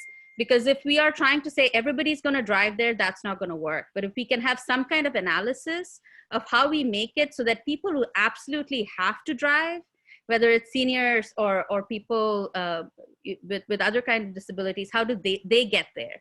And then also, how do people with disabilities who can't drive? I have somebody like that in my own family. It's not safe for them to be in a car. How do they get there? Because I think too often disability is connected with just mobility disabilities, which makes us think that cars are the solution to solving that. So in our analysis, if we could have some sort of visionary thinking around how we make sure people of all kinds of disabilities feel comfortable. Crossing Sacramento right now is just terrible for somebody if you're blind, especially. So just to sort of keep that in mind, I think this sort of balance between visionary responding to what is now and also responding to what we can have there is important for me as somebody with a transportation, emissions, and justice focus. Thank you. Thank you, Bernali. I'm going to take one more comment. It's probably addressing exactly what you just spoke to from Oscar, and then we definitely want to go ahead and move forward here. But Oscar, did you have something you wanted to add? Yes, I did. I just wanted to also, highlight the importance of asking the kinds of questions on, what we want to have accessibility for various disabilities. And also, because I have more of a background knowledge on people who are blind and visually impaired, it's important to ask questions about how can a person who is visually impaired make their way to a BART station, and how can we keep that person safe without harming themselves or others around them, because they may not know exactly where they're going if there is signage that's not in large font, or say the crosswalk may be too dim for them to see when there's excess amount of sunlight. And yeah, these are the kind of questions we should be asking, right, if we want to make a plan that's accessible for various peoples with disabilities. Great, thank you for that perspective, Oscar. Greatly appreciate it. Okay, so with that, I think we're going to go ahead and move on to the next section of the agenda here, and it's really to kind of lay the framework for the zoning standards, but also give you all a chance to weigh in on the community goals, which you've heard a lot about here over the last, with the comments that have come in of making sure that we look at the community first before we start planning next steps and how that kind of shapes. So with that, I'm going to hand it back over to Lisa, and then Karen will have an opportunity to speak. And then we're going to come back and do, we're going to try out polling here for the first time as well to kind of get your input in a different format at the next section. So Elisa, with that, I'm going to hand it over to you. Elisa, I think you're muted. Thank you very much. Sure. So I just wanted to briefly introduce, so we wanted to touch upon what types of development standards zoning addresses, and also just take a deeper look at our starting point of goals and development parameters from the existing plans and policies to set the stage for introducing the site concepts that Karen will present. So if you'll recall from the first CAG meeting when we showed this diagram, we just said that, in looking at these different scenarios for site planning and talking about parking and uses and size and height, density, et cetera, we're going to look at it through this lens of AB 2923, not only the existing plans and policies, but also physical constraints of the site and economic feasibility. And we will sort these elements of site, what goes into site development, into a bucket of zoning standards, and then this other bucket of development parameters that could, additional guidance that could go into an RFP. If you go to the next slide, please. So this is a very simplified table. We're actually not planning on talking about this in detail today. We'll have time to focus on zoning and AB 2923 at a future meeting. Again, I want to highlight you to the handout that talks about what zoning covers and calls out what AB 2923 specifies for particular development standards, which is also shown on this slide. So we know that AB 2923 says that the zoning has to have no more than a parking ratio maximum of 0.5 spaces per unit. We know that there is a density standard of not, a minimum of 75 dwelling units per acre. And we also know that a floor area ratio development has to be not less than 4.2, and that the zoning must at least allow, it cannot be less than 7 stories. And there are a whole host of other development standards that are typically covered in zoning that we will be talking about more as this process goes on, and trying to understand whether it's in the actual ordinance versus guidance that might be in an RFP. So with that, I'm going to turn it over to Karen at Van Meter, Williams and Pollock to take a little deeper dive into, not sure, you know, how much each CAG member has familiarized themselves with the documents and the parameters that pertained, what we know now that pertain to each site. So Karen's going to touch on that, and we hope that you reference your handout. And sorry, Karen, I'm taking your talking point that if you want to go to the website, I better just finish the point, cityofberkeley.info/BART planning, you can also download that handout if you haven't already and follow along. With that, I'll turn it over to Karen. Okay, thanks, Lisa. Sorry about that. So the handout that was sent to you all, it tried to consolidate all of the goals from these various plans, goals and visions, and then split them into categories and debate them by category or key topics. And so the topics that we pulled were housing, uses and community amenities. There are a lot of the topics that we've talked about already here tonight. Building form and character, station access, transportation, public space, sustainability. And so these were us trying to get to a place to start, to build on all the work that's been done before. There's been so much already done, and kind of try to bring all of that information to a place and share it so that you all can work with it and you know, debate these goals and principles. So that's the kind of summary of the document that you got, and that document's sorted into knowns and unknowns. So the knowns are what each of these plans stated, right? And we'll go into each of these topics. I'll walk through them.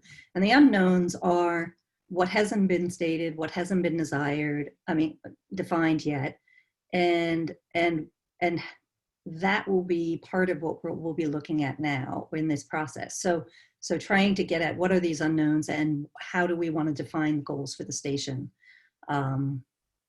moving forward. So if we look at housing, for example, this is even a simplified version of the document that you got. Hang on a sec.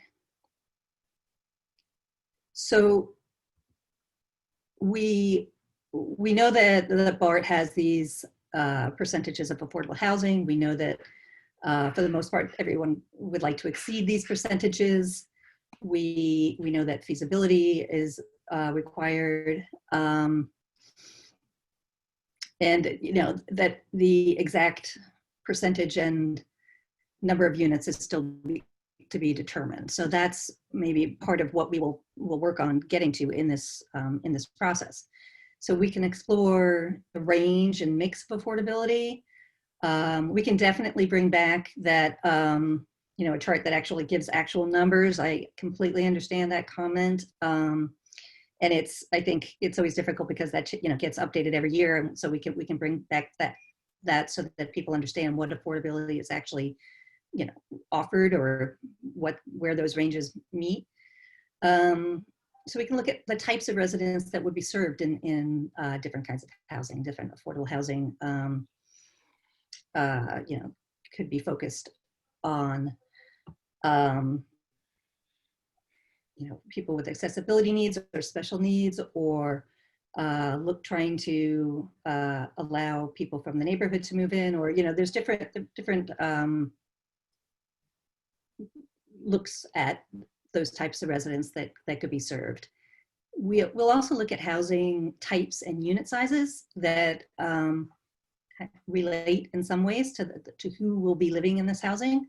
So, larger family units, or would we want to, provide housing, smaller units for veterans? We've done those, different types of housing provides different amenities and services for different kinds of people. And the timing and phasing of new housing, how long that housing will take to get funded and built, I think is important. And, and what else? This is, for you all to talk about what other questions do we want to look at as we talk about our housing goals. So I don't have a lot of time here, but I'll walk through just a summary of each of these big goal buckets. And then we can hopefully have time for a conversation afterwards to talk about your thoughts and goals and figure out how to come back to this and really dive into these questions. So for uses and amenities, we know that the primary uses at the station areas will be housing and residential and open space. We know active ground floor is desired in certain, either more or less. And there are station-specific goals, like preserving space for the flea market, or continuation of the greenway at North Berkeley, or open space goals. And so we know from BART, and this has already been discussed, that the development of the spaces needs to increase ridership and can't impact BART infrastructure operations. So we can talk about what that means. And right, I think a lot of the conversation we just had brought up a lot of these questions. Where is that ridership increased from? What is the goal for increased ridership? And then here, the unknowns could be land use mix, the types of specific non-residential uses, the types of residential uses. So, all of these things are things that we're hoping to discuss and uncover through our process here. For building form and character, Lisa just, I think we keep coming back and hitting these minimum zoning standards that are required by AB 2923. And we know that we can't interfere with BART operations. And we know that the development of both stations needs to acknowledge the neighborhood scale and context. But after that, when we're determining what the actual zone density is and the FAR and the height, we can be looking at that. There's this big box of what the law requires, and then there's the finer, size and massing and step backs and step downs. All the things that we can do to make this these new developments fit in with the neighborhood.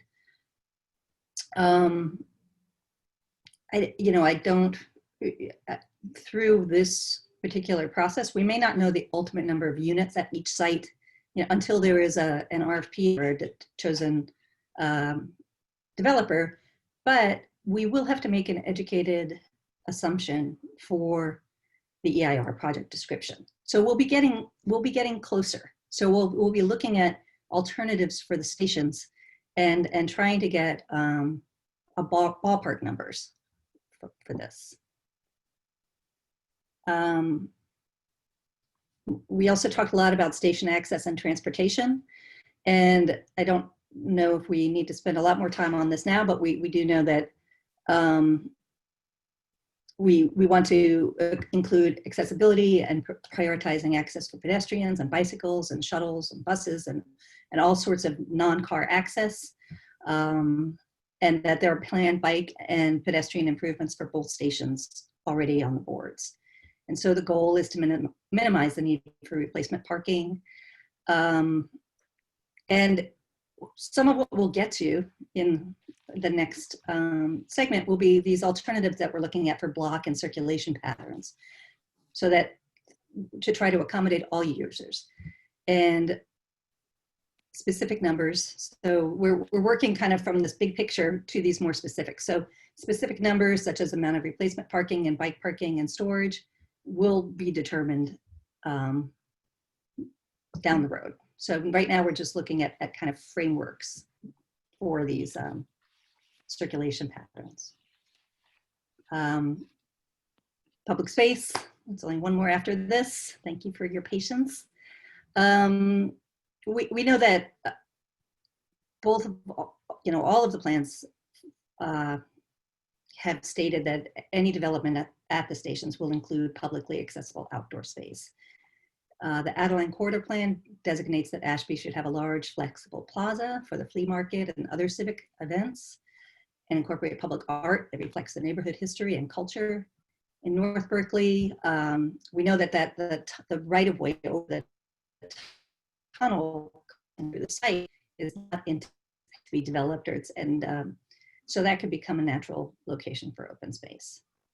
The specifics of location and size and uses of these spaces can be debated and discussed and prioritized. You go to the next one. And finally, for sustainability, this is our last one. We know that state and local green building ordinances, excuse me, and stormwater regulations will be required, and those are the minimum requirements for this.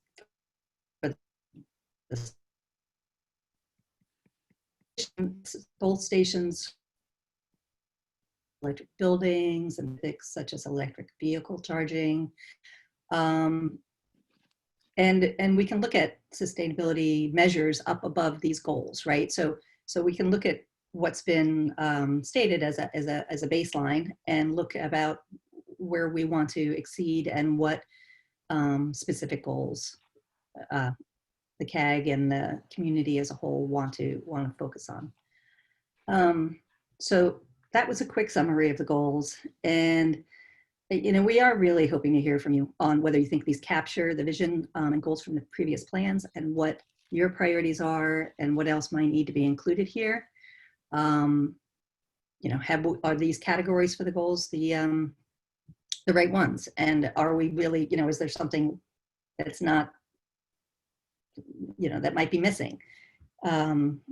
We talked a lot about equity, should that be a specific goal category of its own, or is it embedded in all the rest of the categories? Anyway, I think that you should be getting some polling questions now, and hopefully we'll have a good conversation after this.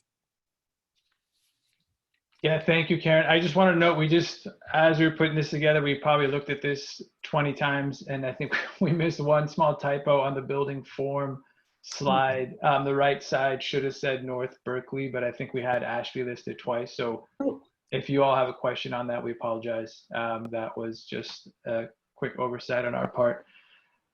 So I now wanted to just run a very quick poll just to start to kind of gauge where you all as CAG members lie. And I'm going to ask the members of the public, because Zoom is Zoom, they haven't quite figured out how to restrict all invitees to take polls. We could restrict panelists, but not invitees. So everyone else, attendees that are outside of the panel. So I'm going to ask if you all as attendees could please be patient and maybe not take the poll. We're going to do a very similar exercise with you during the community workshop.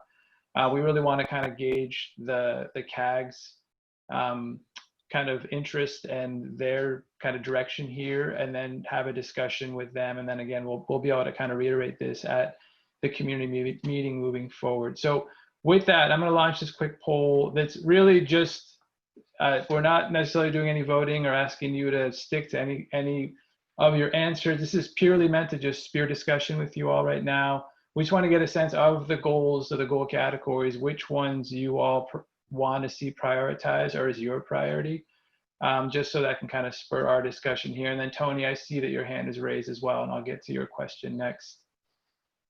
But I'm going to give you all a few moments here, and I appreciate again members of the public and attendees not taking this poll, although you will see the results as well alongside everyone else.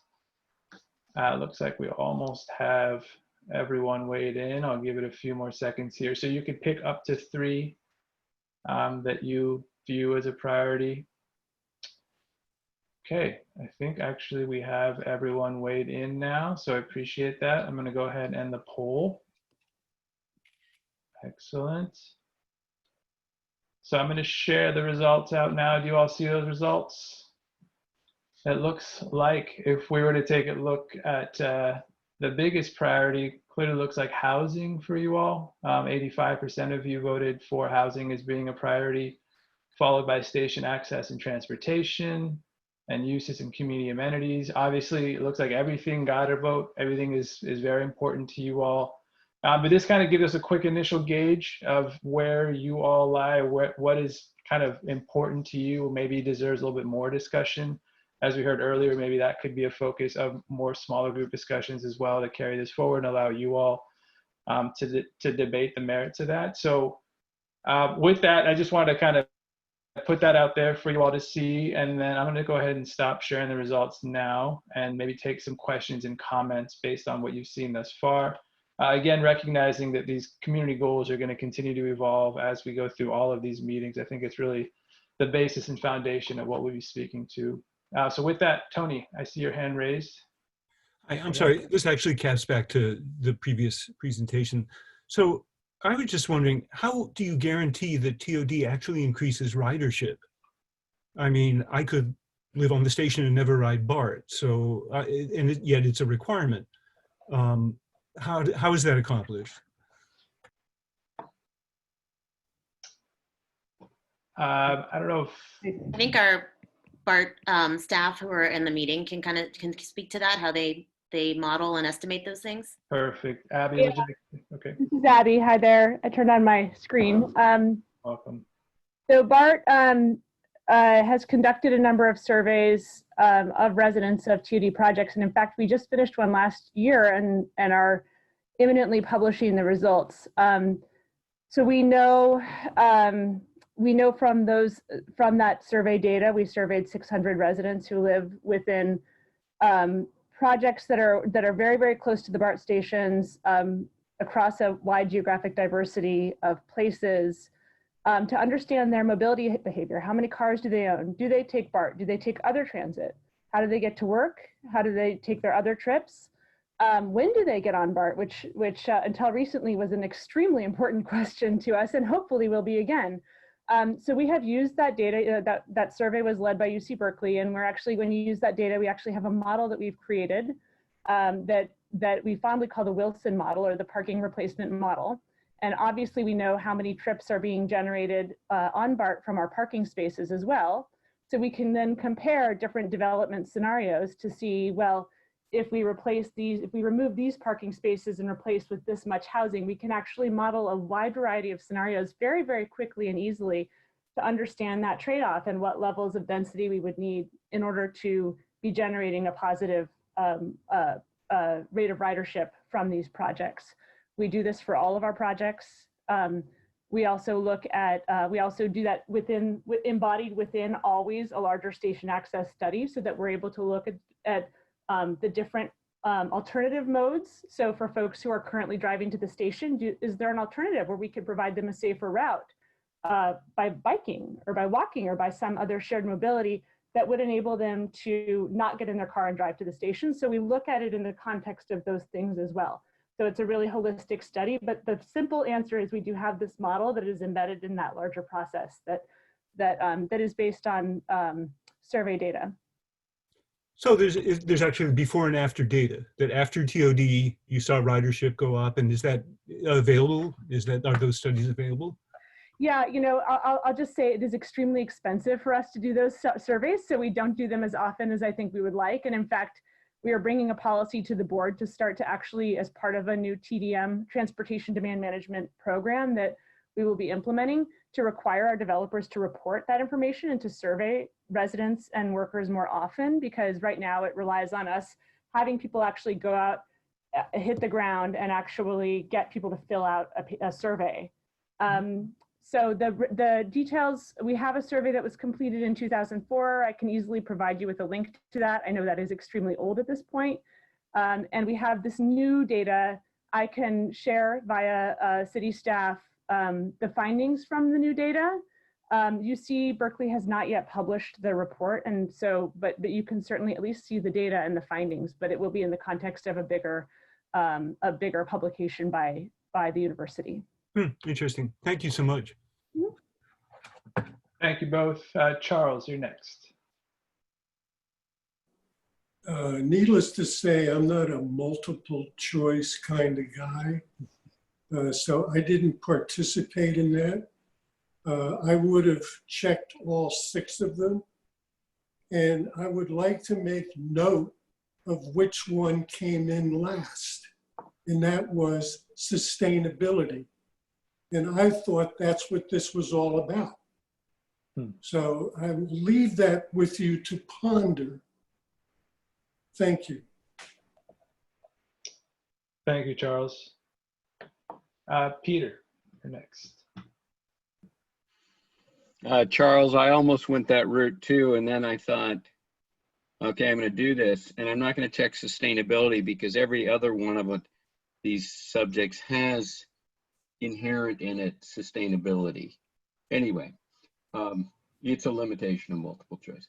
I do appreciate that Karen and the team that you put these goals together as a draft.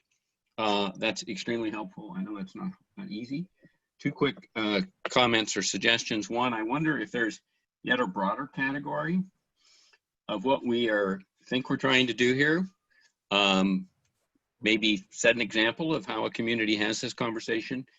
And maybe I shouldn't make too many comments or suggestions other than just to say, I think there is kind of a broader still category, maybe on the subject of sustainability, because we really are potentially setting an example for our community and an example beyond that. So that's a question just about categories. But the other thing is, how do we move this forward? And maybe the whiteboard is helpful so that we can all kind of contribute ideas so you guys aren't trying to wordsmith what we're saying, and that we can work back and forth to develop this thing as we have these conversations, these goals, and we can find ways to, in a constructive way, set up our different viewpoints and not lose any of these viewpoints, but start to, and Blaine kind of said it, lay the groundwork for this conversation that's going to happen, of course, at Planning Commission and I think a larger community. So I'm just asking, how can we help? How can we contribute specific thoughts on these goals? Thanks. Appreciate that, Peter. Yeah, and we definitely didn't want you all to necessarily have to pit goals against each other. It was kind of just an initial gut reaction as to kind of what you want to prioritize potentially moving forward. And to your point, Peter, and others, we definitely, great suggestion. We've thought about that as well. And I'll show you the virtual whiteboard after we get through this section. There is an opportunity to give you all access to it. And just like you would at a workshop, you could be putting sticky notes and other input directly on either location specific maps or on a whiteboard and move things around and agree with each other. So we could definitely, and we hope to make this much more interactive moving forward to continue to have those conversations and discussions amongst yourselves as well. With that, Chris, I see your hand raised. Yeah, thanks.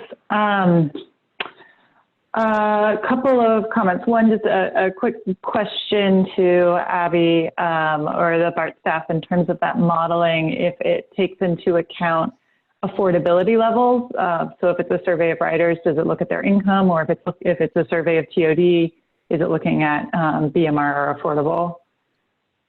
Yeah, the old one did not, and the new one will. So yeah, that's something we very specifically wanted to look into. Great. Okay. Yeah, I'll be interested to see the new one. I know there's been research done, broadly speaking, about affordable housing and its impact on transit ridership and trip generation. And then 2 other, well, one, I guess, a question about for the for the information that was provided in these tables. One, thank you for putting it together. I think it's helpful to get that kind of baseline information and know kind of what do we know, what do we have to figure out. But I'm just curious where some of them, but I don't think all of them really like cited the source of when you're saying like this is what we know, like this is, you know, some of them mentioned BART guidance, but I'm curious about reference to city policy or guidance, and it felt like there were some things perhaps missing. I didn't have a chance to go through in depth, but just kind of curious if you could like provide us information about what documentation you reviewed in order to pull that together, or kind of cite which documents. Like, does it pull from general plan? Does it pull from, I thought it pulls from the draft specific plan for the Ashby BART, but there's also things like we have in development right now, local preference policies and kind of some stated policy objectives that the city council has adopted in terms of creating housing opportunities for people who've been displaced or at risk of displacement. And I didn't see that. I saw that as like a question, but I actually feel like it's more than a question. We've actually stated some values as a community around that, that I'd love to see captured, but I don't know. Again, I don't know if that was already considered. And then also, Karen, to your point, you kind of guessed the question that I was going to ask. In general, I would say that equity isn't necessarily something that's good to pull out as its own category, kind of similar to sustainability. You find that if you do that, people will be like, oh, well, but it's all connected, and we'll maybe deprioritize it that way or marginalize it that way. But I didn't actually see equity come up in very explicitly in any of the categories. And I think that's how you do it, is by really naming, you know, both in terms of what we already have as agreements as a community, what we've already stated on equity. And I know the city's done a lot of work on that, working with consultants like ICEED, through the Adeline Corridor Plan, through our own council members, kind of the ordinances and the work that that they've adopted. And so to pull from that, and I don't know if BART similarly has any guidance or statements that can help to like more fully develop, you know, what do we already know in terms of our equity goals and framework, and then what are still outstanding questions to develop. Mm-hmm. So just real quickly to that, I mean, I think Karen kind of spoke to the immediate sources of what's in the handout is the MOU, the North Berkeley development goals and development considerations, as well as the draft Adeline Corridor specific plan. I think what's challenging, and we can look at, is when you provide this document that's trying to pull from all the documents, it's at what level, you know, there will, I think you're pointing out, it's like just setting the right level of detail and what, you know, errors of omission end up happening, as long as we're refining it and making sure that we are including what we need to. But this is the starting point. And you're right, there's other city plans and policies that we'll probably want to pull in as well. But these were the key ones that were very specific to the stations. Great, thank you all. Blaine, you're next. I'm not sure if this belongs in this section, but in the housing development topic, labor agreements and using local labor, supporting the local economy through the development is listed as a known. What I think might be an unknown is really whether the RFP process itself is the correct way, or what other ways might be available to really get a variety of developers to participate in this, and to kind of open it up to a range of sizes of developers. And this comes up for me because I think about the context that these developments are fitting into, and the neighborhoods around them were really built by, I think, a lot of smaller actors compared to the type of actor who usually develops a BART TOD. And I think there's a risk in having kind of one mega development and one developer or a couple developers that sort of do the whole thing, that, you know, you can really get it wrong.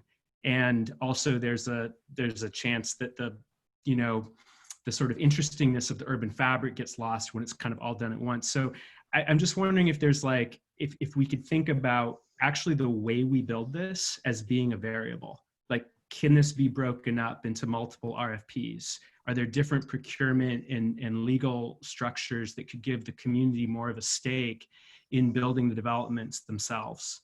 Are there organizations in Berkeley that could step up and be the developers? So I know there are some of those, but I think just kind of building, like designing this thing for the kind of process in the development that we want should be part of our consideration as well. Thank you, Blaine. Lillian. I just wanted to appreciate that in the housing section, the actual unit count is called out distinctly from the percent. And I think about that in terms of the affordable housing and the desire to house as many low-income households as possible, to create as many affordable homes as possible, and recognizing that the dynamic of the required percentage can sometimes work against the actual homes created because, frankly, you know, I work in affordable housing, and it's very difficult to raise the funds to create the housing, let alone some of the infrastructure that's going to be needed at these sites. And so I think about, you know, I actually think about the potentially prohibitive cost of the infrastructure. It worries me a little bit, and that might be something that causes us to need to harness the power of the market. And we also have to recognize that affordable housing funding is also at the mercy of the market and bond rates and the appetite for tax credits. And, you know, cap and trade is very much dependent on the commerce of the state. And so, so I really appreciated that this was pulled out. And I think in terms of the feasibility, those are some of the things that are weighing on my mind with respect to housing, which, you know, I'm thrilled to see as a very high priority for this group. And I think it's going to be really important as we get into the scenarios to also get into the feasibility of those scenarios. Great point. Thank you, Lillian. Bernali.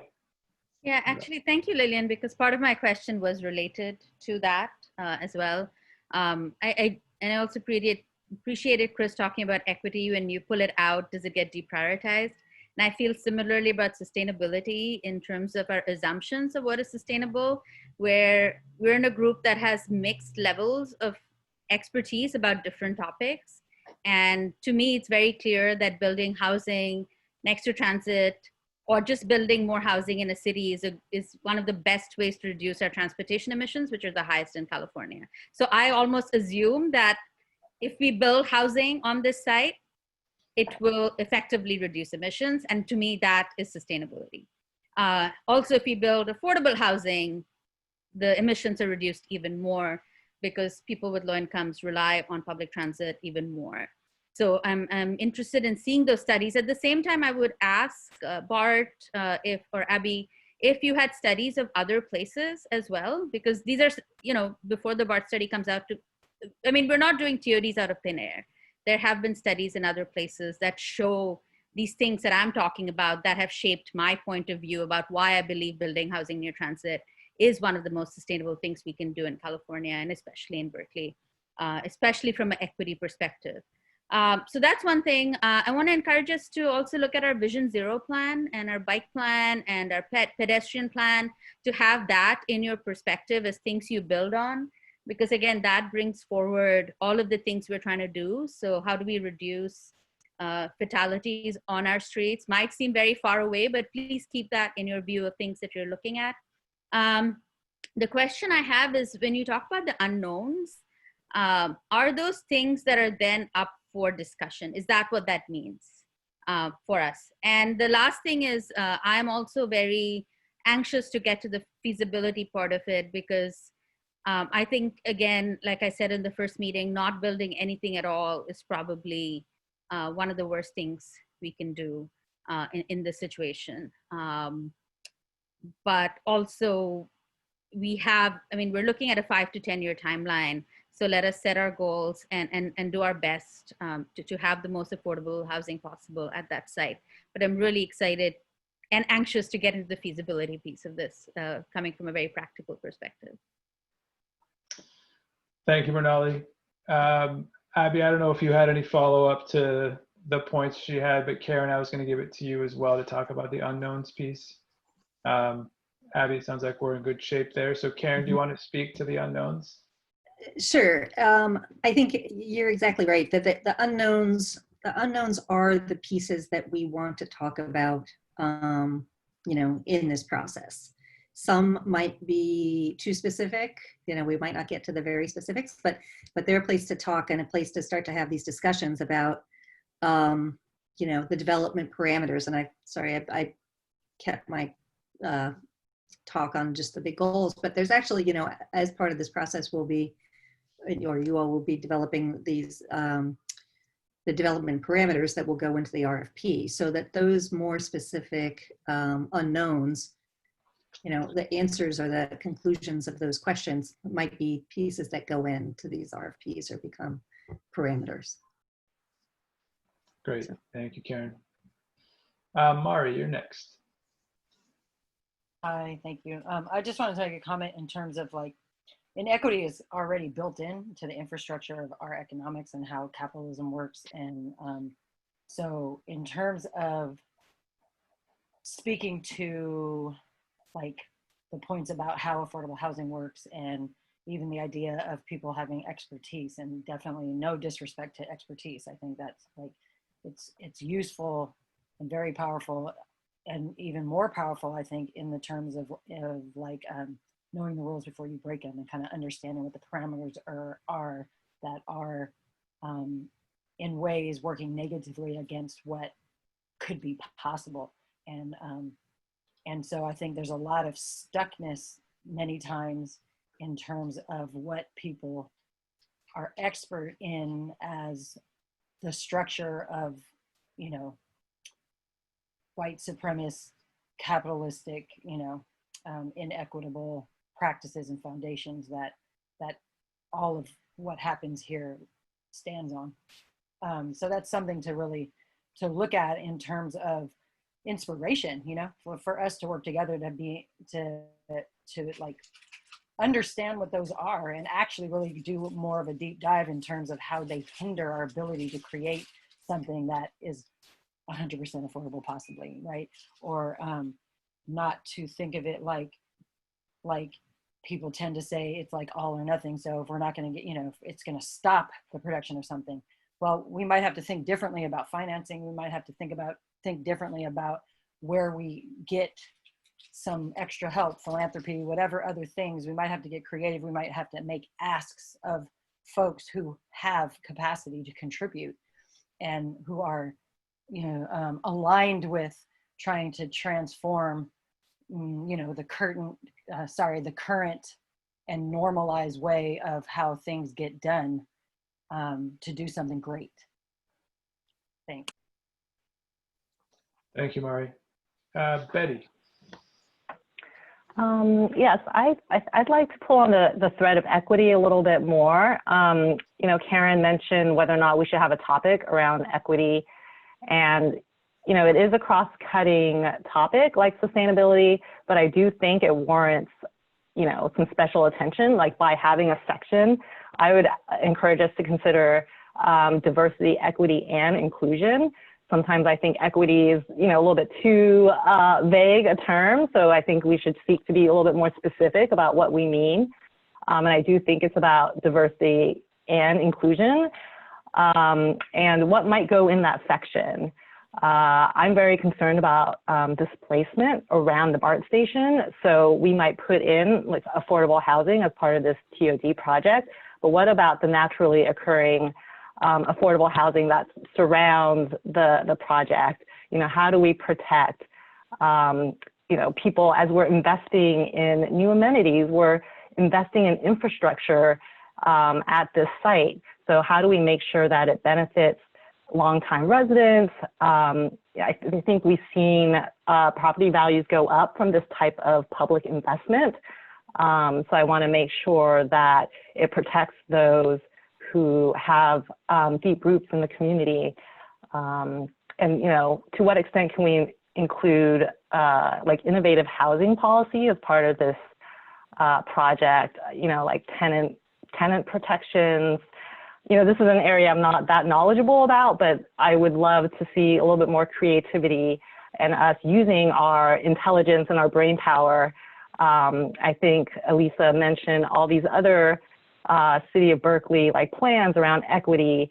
I think having a section dedicated to diversity, equity, inclusion would force us to reference back to these other plans and reference back to these other efforts and just make sure that we're really intentional about it.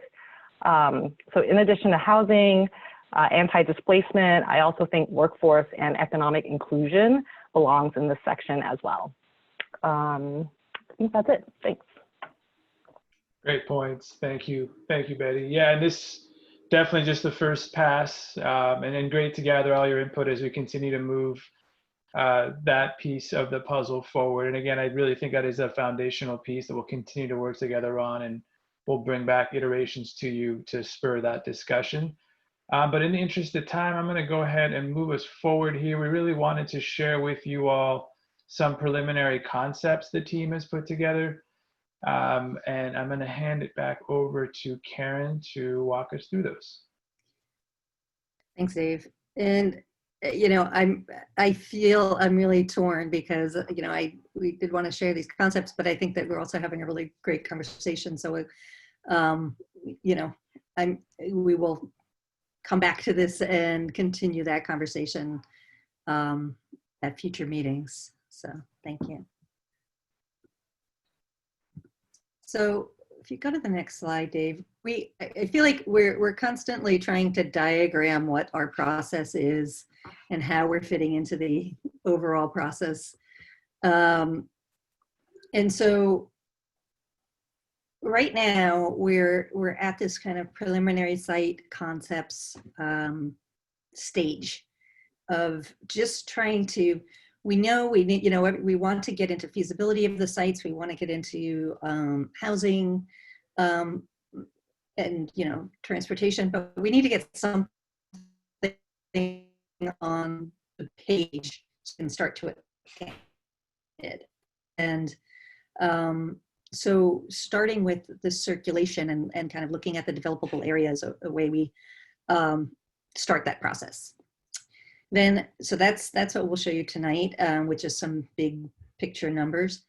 The next time we come back, we'll hopefully have some vertical development or looking at how if we went ahead with one or others of these plans and shape those into buildings, you know, what kind of you know, numbers will we get? How much developable area, how much residential, how much non-residential, and we need to get there so that we can get to this economic feasibility analysis piece.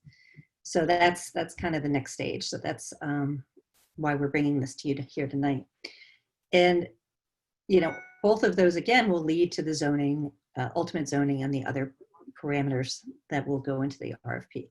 So we keep kind of having this line that gets to the, you know, at least the finish line of this process, which is getting to the zoning and the development parameters.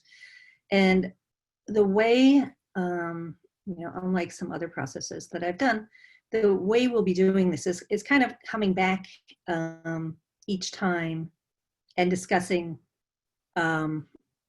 you know, this iterative process that we're doing. So we start with these assumptions that we've got now. We build these draft concepts so that they can be tested and analyzed, and then they're, you know, and then evaluated, and then, you know, with, you know, by the economic, by funding, technology, laws. So we're, you know, we're putting things on paper so that they can be evaluated and so that we learn from them. And so it may feel like we're out ahead, but we're really just trying to get, we're trying to get the questions asked and get some answers on some really solid framework. So I think you can go to the next slide, and we'll start by looking at Ashby. So, you know, we won't go back into existing conditions, but we know that there are these two parcels owned by BART, this lot back behind Ed Roberts and the main parcel here at BART. where the flea market is. Ed Roberts campus connects underground to the Ashby Station underneath Adeline there. And the next slide, we looked at, I think we've talked about these a lot, but just looking at the, you know, the key takeaways. So these are some of the, you know, places where we tried to pull that goals and knowns and unknowns from. And, you know, I don't think we need to take more on this, more time on this now, but just, you know, we really wanted to build on what was done before. So that's it. That's okay, Dave, go ahead. So for Ashby, we developed 3 alternatives just to kind of tease out or highlight the trade-offs and variables to consider while we're looking at these circulation configurations. A here is just minimal change. This Adeline stays basically the same. We might get the bike connector. We keep the flea market in the location it is. And there's 2 development sites. And to Blaine's point, these don't have to be singular buildings. It could be multiple buildings. It's just looking at, you know, how much area is left once you get the circulation through the site. Option B looks at the road diet and, oops, sorry, we moved forward, Dave. I was just looking, yeah, just so option B looks at the road diet, and I know you're trying to go fast. And then option C looks at a central a flea market. So now we can just move and I'll go into the concepts a little bit. If you want to go forward, okay. So the minimal change, just want to say again that I know that these diagrams look very specific, but it's really just in order to get feedback from BART and transit and to learn any red flags and to understand what it means in terms of developable area to have certain circulation patterns and configurations of the site. So in this, we've got transit up, functioning basically as it is now, up at the top on Adeline. And the flea market remains as is in its current size. And we've got bike lanes shown in both directions on Adeline with the bike boulevard coming through. This in both sites, one behind Ed Roberts and then the site on the larger station, gives us about 80,000 square feet of developable area. And that's in those 2 combined.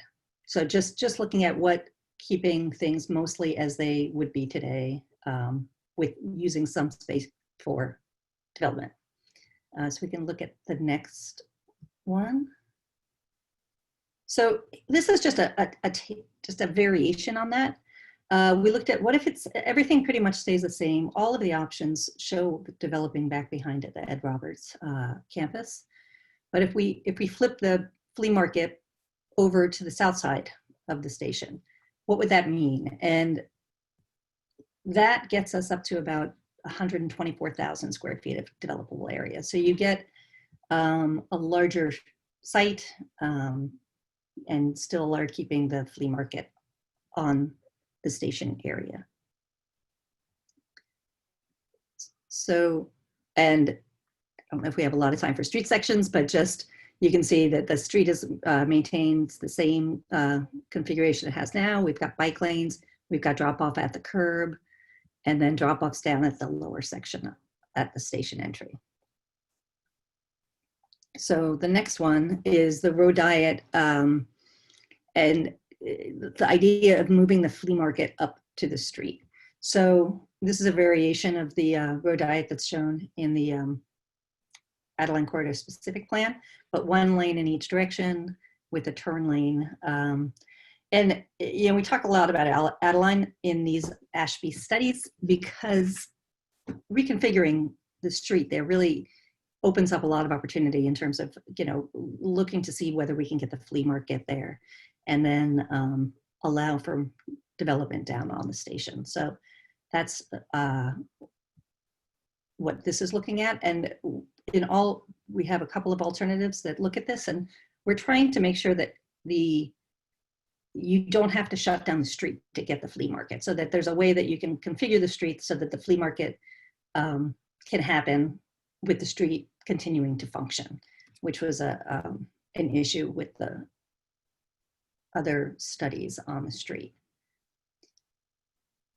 So here's the street. So you've got one lane in each direction, parking and drop off, a two-way bike boulevard actually at the curb. I forgot to mention this. So you've got the bike lane separated and consolidated in front of the station, and then drop offs again down at the station. So these, and this is fine, stay here, but all of these they have not, we've run them by BART. We're getting comments from city transportation people. So we're trying to make sure that these are really based in reality. And, you know, we're getting feedback kind of all the way along on these. So we're not ultimately providing recommendations for something that's not possible to happen. We want to make sure that what is presented is implementable ultimately. So the final option here is decking over the current parking, and with a podium, and creating a large plaza there at the center of the site that could be the flea market or other community events, getting two larger developable areas on either side. And we're showing here, this is the configuration that I believe is currently in the Adeline Corridor Plan. And also we wanted to illustrate in one of these options the intersection reconfiguration. So it's showing the intersection configuration at MLK and also at Ashby. So these are the new suggestions that are in the Adeline Corridor specific plan. We also can reconfigure this bike boulevard coming through. Yeah, so, you know, and really these are just to study them. Again, I guess I keep saying, but there are between different alternatives. So there's the street section. We still get the bike boulevard. We get a enlarged pedestrian zone that could all become part of the flea market up there, or we still have, we have that central plaza that could accommodate it also in this scenario. So one thing to point out here before we leave this is that the circulation would happen underneath that podium there. So you build a deck on top of the parking, and then you circulate, and your drop-offs are down below that. So that's how you get that dual purpose and actually get the circulation there and your development sites and parking underneath.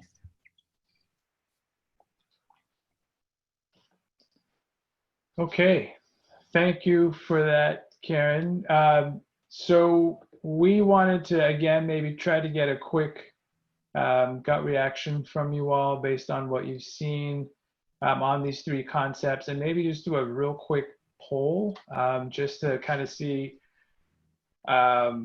if you feel like the options really build off of the goals developed in the previous processes, maybe which configuration you might agree with the most, and or all three, and then thinking about balancing housing and the flea market, kind of how you weigh in on that, if they should be equally balanced, maybe maximize the site for housing or for the flea market. So which that, I'm going to go ahead and launch the poll that should be popping up on your screens. And again, this poll is really meant for the CAG members to weigh in on. We'll do this process again with members of the community at the community meeting. So if CAG members, if you could take a couple minutes here and weigh in on these options, that would be a huge help. And then we can move to a discussion on what you've seen. I see the votes tallying up here. Give it a few more minutes.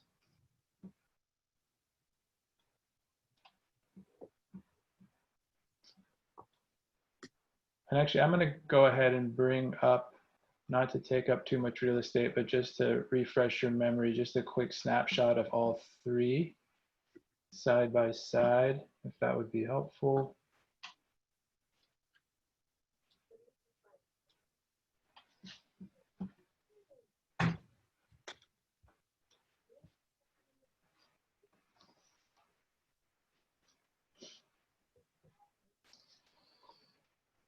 maybe just 10 more seconds here. Looks like only about 12 of you.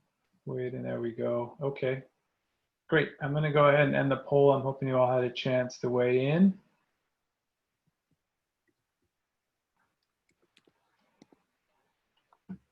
Okay, I'm going to share out the results so you all can see it. The first question asking, do you feel the options presented begin to build off of the goals developed in previous processes?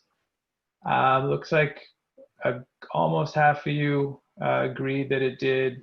Equally, half of you neutral on the topic, and a small percentage disagreed on that point.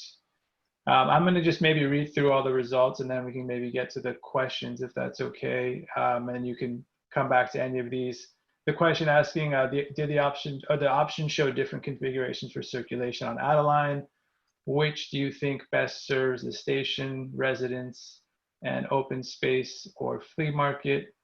It looks like about 40% of you thought that option C actually achieved that, followed by actually option A or B, B being second in line there. So we can maybe talk about that a little bit as well, really kind of get it to the why you all felt that. And then asking about the balance between housing and the flea market.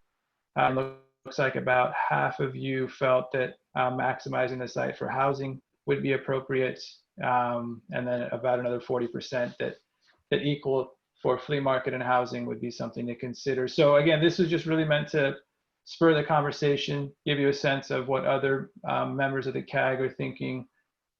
So with that, I'm going to hand it over to you all to kind of help us provide the why to some of these questions. And Charles, we're going to start with you. Can I, sorry, Dave, Sure. Go ahead. excuse me, Charles, can I just mention one thing just for folks to keep in mind? I know some people on the CAG are designers and they might be planning, you know, landscape architects and planners, so they might be really familiar with this type of process and some may not. So I just wanted to emphasize and reiterate that the diagrams that you see are definitely not proposed projects in any way. They are, as the little note on the slide mentions, they are ways to be able to pinpoint what further analysis needs to be done, as well as you know, get a sense of what direction to go next. So, for example, what we haven't presented yet, what you see between you know, what will happen at the next CAG meeting. Differences between those diagrams, you know, in terms of, for example, you know, how many housing units can be built, like another instance is to be able to have a central plaza and maybe build over, there's certain assumptions about infrastructure. So at the next CAG meeting, there will be a lot more information presented. For example, like some of these cost a whole lot more in terms of infrastructure and other construction and development. So there's a lot of other factors. This is the first step. So then the consultant team can make more assumptions, build on that to give you more information for discussion. So in no way do these diagrams mean, you know, you don't have complete information, pick one, this is what I want. It's more like, what do these elicit for you? And, you know, what more questions do you have at this point? Great point, Elisa. Thank you. Charles, you're up. Again, I'm not a multiple choice kind of guy. And the flea market is not attached to anything in particular, but continuing its existence. That's the most important thing that I wanted to tell you. The other thing is, today is August the 3rd. On Saturday, August the 1st, was when I received the document that had these diagrams in it. So, you know, 48 hours is not much time to ponder anything. Thank you. Yeah, that's a great point, Charles. I don't know if Karen or Lisa want to speak to that, but these concepts continue to evolve and evolve and evolve as we got closer to the meeting. And as Elisa mentioned, these definitely don't represent anything that's finalized in any way, just simple concepts to put out there. You all will continue to have an opportunity to weigh in on these concepts as we move forward throughout this process. This is really just the initial stab. But I appreciate the comment, and we'll work hard to get you material sooner than that so that you have time to sit with it before the meeting. Next, we had Tony. Hi. So I just want to say I'm not a resident of that neighborhood, and I hesitate to vote in this kind of a poll because I don't know how one or the other of these would affect the folks who live there. And this actually goes back even to what Chris said about Margee, which is how the folks most directly affected ought to really be, you know, primary considerations. Maybe future polls, we could have the option of abstaining. I'm not a designer and I'm not a resident, and I feel like, you know, my opinion here shouldn't really, I don't need to tip in, you know, the folks who care and the folks who know absolutely should. So I would love to see maybe an abstain option in future polls. That's a great point, Tony. Well, good point. Thank you for that. Chris, you're next.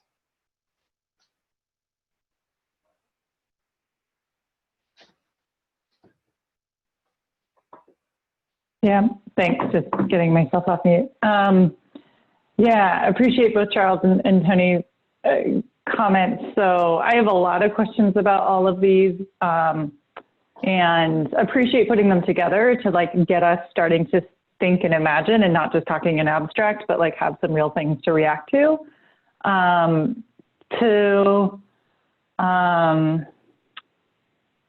Charles's point about getting these in advance, I guess I know each of us were selected for to the CAG for different reasons, and we play different roles. But I know for at least some of us, we're here representing our communities. And so if you want us to be able to do that, we need to have enough time so that we can bring this and sit with our communities and our networks and talk and get input.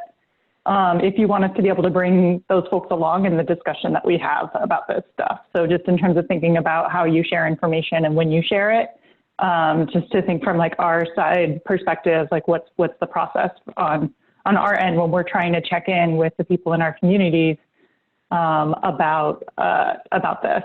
And if you want us to be able to represent that voice, then that should be built into the process. Also, appreciated Tony's point. I really had a reaction to that last question because it doesn't, like we've gone through so much process within South Berkeley and have heard over and over again from residents, from flea market vendors, from people who come from all over the region to come into the flea market who have historical roots in our neighborhood but no longer live here, that flea market is so important. And so to see this poll up to folks who haven't been a part of that process and don't know the importance of the flea market, ask them to weigh in on, do you want to prioritize housing or the flea market, feels like it's not affirming the very strong feelings of this community around the importance of that flea market, which, I mean, I can go back and point to when we've had BART town halls and like so many years and years of process where that's been affirmed as a community value. And so to see it kind of put out there as a vote, is this a value to you all, feels weird to me. Like, I feel like we should just state like, no, this is actually what our neighborhood has already determined as a value. So how do we best realize that value, right? And so just really encourage consultants. I know that you all haven't been involved in the process, so you all might not be aware of all of that, but for you all to kind of respect and honor what folks in the neighborhood have been saying for a long time in terms of what's important to us and what we value. And then the last thing that I'll say, sorry, real quick, is, and to Charles's point, like I don't think any one of these scenarios necessarily, like it has different considerations and different impacts on the flea market, but I don't think it's like clearly like one is the flea market winner and one is the something else winner, right? Like they all have considerations and pros and cons. But kind of to my third point of like, also the values that we've stated from the beginning is who is this for? And I don't see how that, so like, and to the point that Blaine brought up earlier, it's like, I really loved that idea of thinking about the process of how many developers, you know, maybe this isn't all one big site developer, maybe it's a couple of smaller, and particularly when we think of wanting to support some of our neighborhood CDCs who wouldn't have capacity to build this whole site in one fell swoop, but they could take a chunk of it. And I don't know which one of these scenarios best meets those goals in terms of who's the developer who gets to build this, how well grounded in our community are they? Is this creating economic opportunities for African Americans and others who've been displaced from our community? But also then like which one of these would work best for affordable housing providers and like work best for, I mean, I don't know when we're going to talk about this, but there's a proposal on that east site around having an adaptive gym and supportive housing. And I don't know what of these proposals would best realize that goal, but that's something that's being developed within the community. So I guess just, it's, you know, it's nice to be able to react to these things, but I guess I'd like to see more analysis of like, if you were starting from some of these values of what the community has said that we want to see and who we would want to have build it and who we want it to be for, how would you guide which one of these options would best meet those goals, right? I'd love to hear from experts because I don't know the financing. I don't know development like you all do, but I do know what I've heard the community say. So I'd like to, you know, hear what, based on what the community has said, how do we best achieve that goal?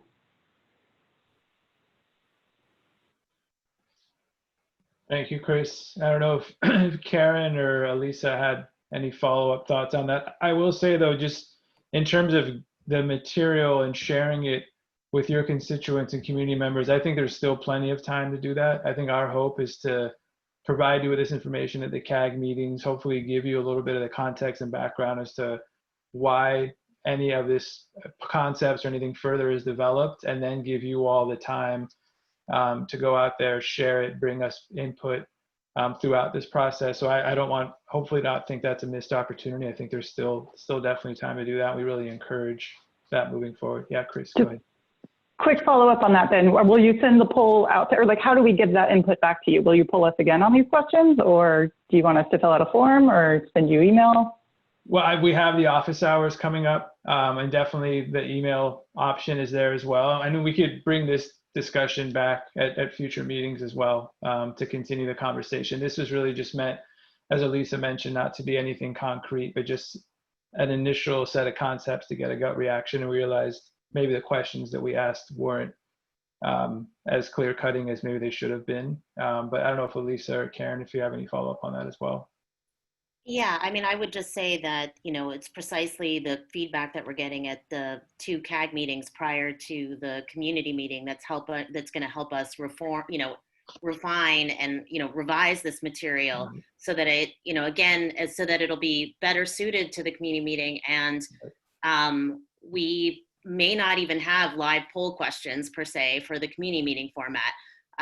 So this is all good things for us to consider. The community meeting that we have, even though it'll address the same topics and try to get information about these concepts and provide a lot of information about the planning process, you know, because of the format and, you know, large numbers of people, et cetera, we are going to have to adapt things to, you know, to a large community meeting format. And then to your point about, or your question about, you know, the types of things that, what would these scenarios best serve in terms of, you know, whether it's multiple developers, community developers, et cetera. I think that that's where we want to go and start going for the next CAG meeting, but we sort of have to have some initial assumptions to build on to get at those development programs and be able to analyze it and answer those questions. So I, you know, appreciate that comment, and that's exactly where I think we want to, you know, start going in the next meetings. Great, thank you. Haley, I see your hand raised. Yeah, thanks. I want to reflect what I've already heard about folks in the Ashby neighborhood should have more say about what's happening in the Ashby station, and perhaps folks in the North Berkeley neighborhood can have more say, or not even more say, but there's been a lot of work and planning done around Ashby, and I think that all needs to be recognized and let that lead. And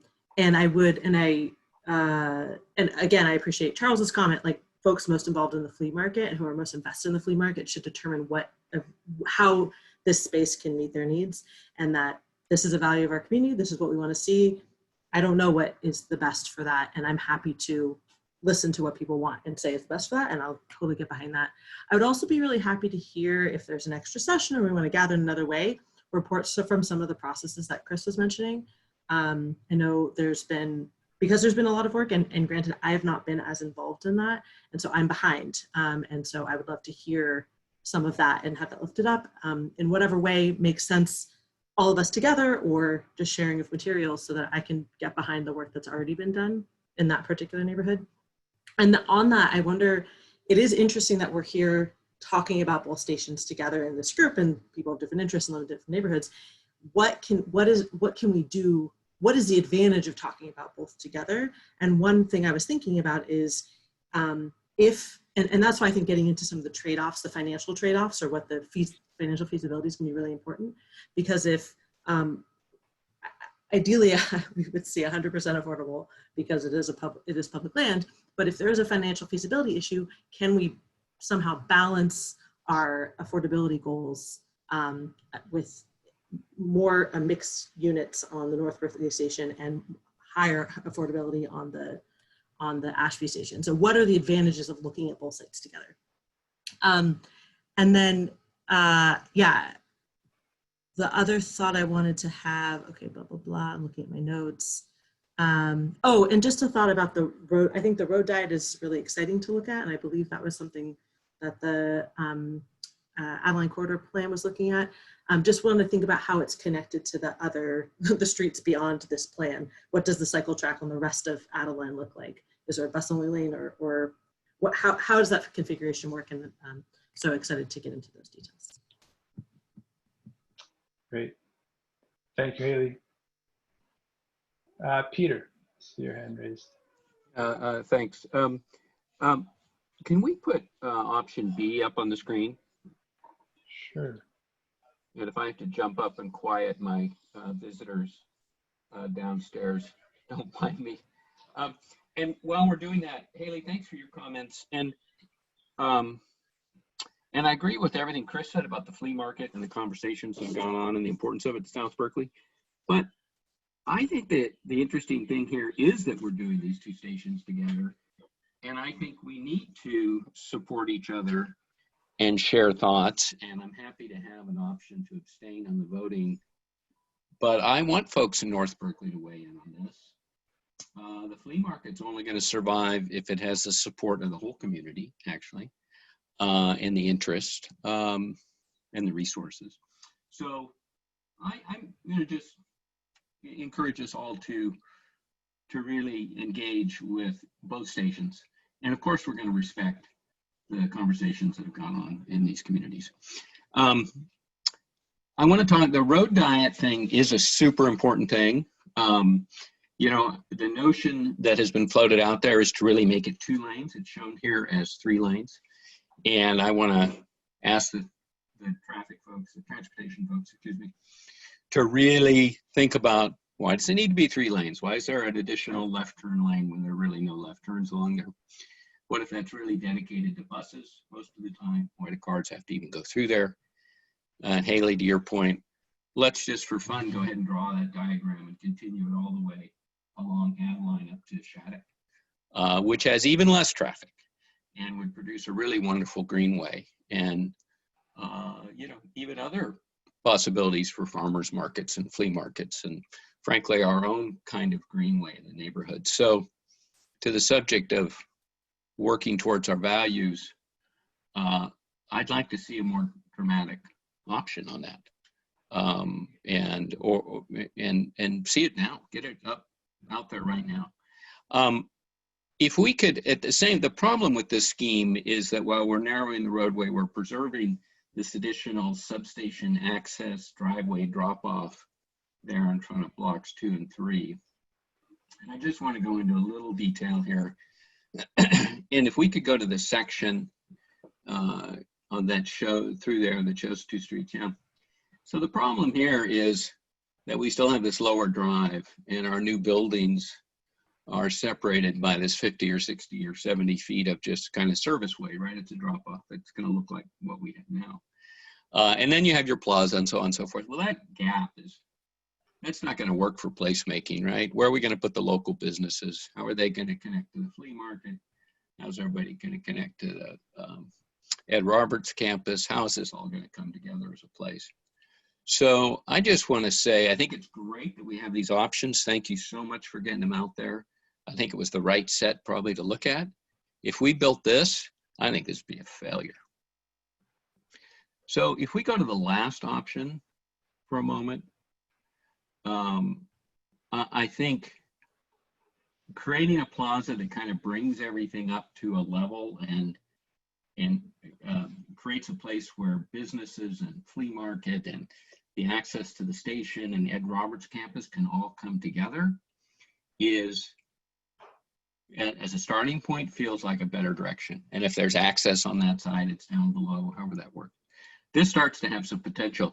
I still have some questions though about why is there a gap between blocks 2 and 3 and Adeline? And by the way, in this scheme, of course, we should narrow Adeline down to 2 lanes. But we still have this gap of kind of, and I know, I know, Bart, there's infrastructure, but you know, your infrastructure is between our community businesses and our community street and our plaza and so on and so forth. And I really, I do have some, you know, sense of the complexity of these things, but boy, we could expand these housing footprints. That traction power substation, could that be under part of the housing? I know part engineer somewhere cringing, but we have to ask these questions. We have to look at, are we building as much housing footprint? But really more importantly, is this all going to work together when we're done? So there's a bunch of pieces to it, but I'd really like to see us go further. And I'm sure we're going to find the same set of issues on North Berkeley Station. Go further in terms of pressing the envelope. And I'll just say, I know there's this issue of not building too close to the BART tunnel, but you know what? That's all just about the cost. And that's where the money issues and the resources come in. But we only get one shot at remaking this place. I'm done. Thanks.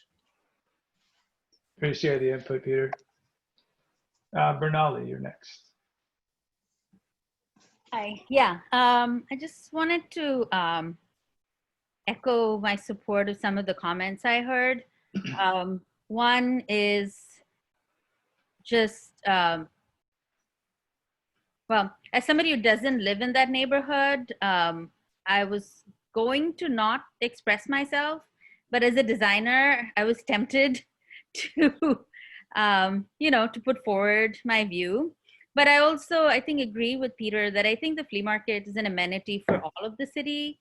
And I hear Chris's point of putting it up for poll, but what I see as successful is that the flea market shows up in every scheme. So as an outsider, I think this is what, you know, y'all fought for, is just that it shows up in every scheme. So I just want to acknowledge that from the outside, it's amazing that this is a core part of every alternative. And I think that's really important for us to remember and note. And I think that's a value we're putting forward as a group, that nobody's saying, oh, why, there's no alternative that doesn't have the flea market. So congratulations, I think, to the community for being able to organize to include the flea market, which I will say reminds me so much of the best parts of my home, of just being in a place where you come out of the station, you do a little bit of shopping, you see people around your community. It's one of the most beautiful things, I think, for the local community. And I think just like we've invested in our downtown as an arts district, the flea market can be sort of this anchor business. It should happen for more days during the week. It doesn't just have to be a weekend thing. How do we as a community support something that is so special? And I just want to sort of say that, and I think Charles and folks who use it, you know, this could be a community coming together to figure out how to have this flea market work better. What are, like, our bathrooms? Are there bathrooms that are accessible? Can there be some permanent stalls that go in, right? I mean, as a designer, I'm really excited to see how we can support this being as important as, say, the arts district that we've invested in downtown. that being said, I want to go back just one step to what Betty was saying. And I think one of my concerns is, again, coming back to the timeline of 5 to 10 years, our communities are bleeding now, right? So I am concerned about what will remain to save of this community that we're talking about by the time we come to build the project. So I appreciate what Betty said, and I also think outside of this process, because this is not something that BART necessarily has control over, outside of this process, to encourage folks, to live their values, so that in 5 to 10 years, when this project is built, that there will be a community that is interested in these things that we're trying to preserve.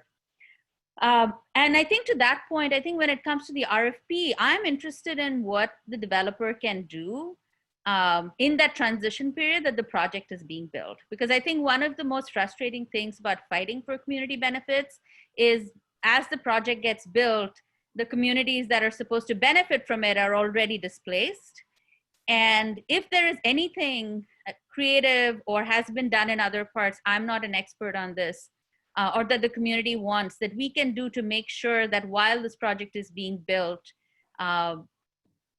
that they have access to what is being built in some way. And at the same time, I'll say I love the idea of the smaller developers that Blaine brought up, and then that Chris also brought up.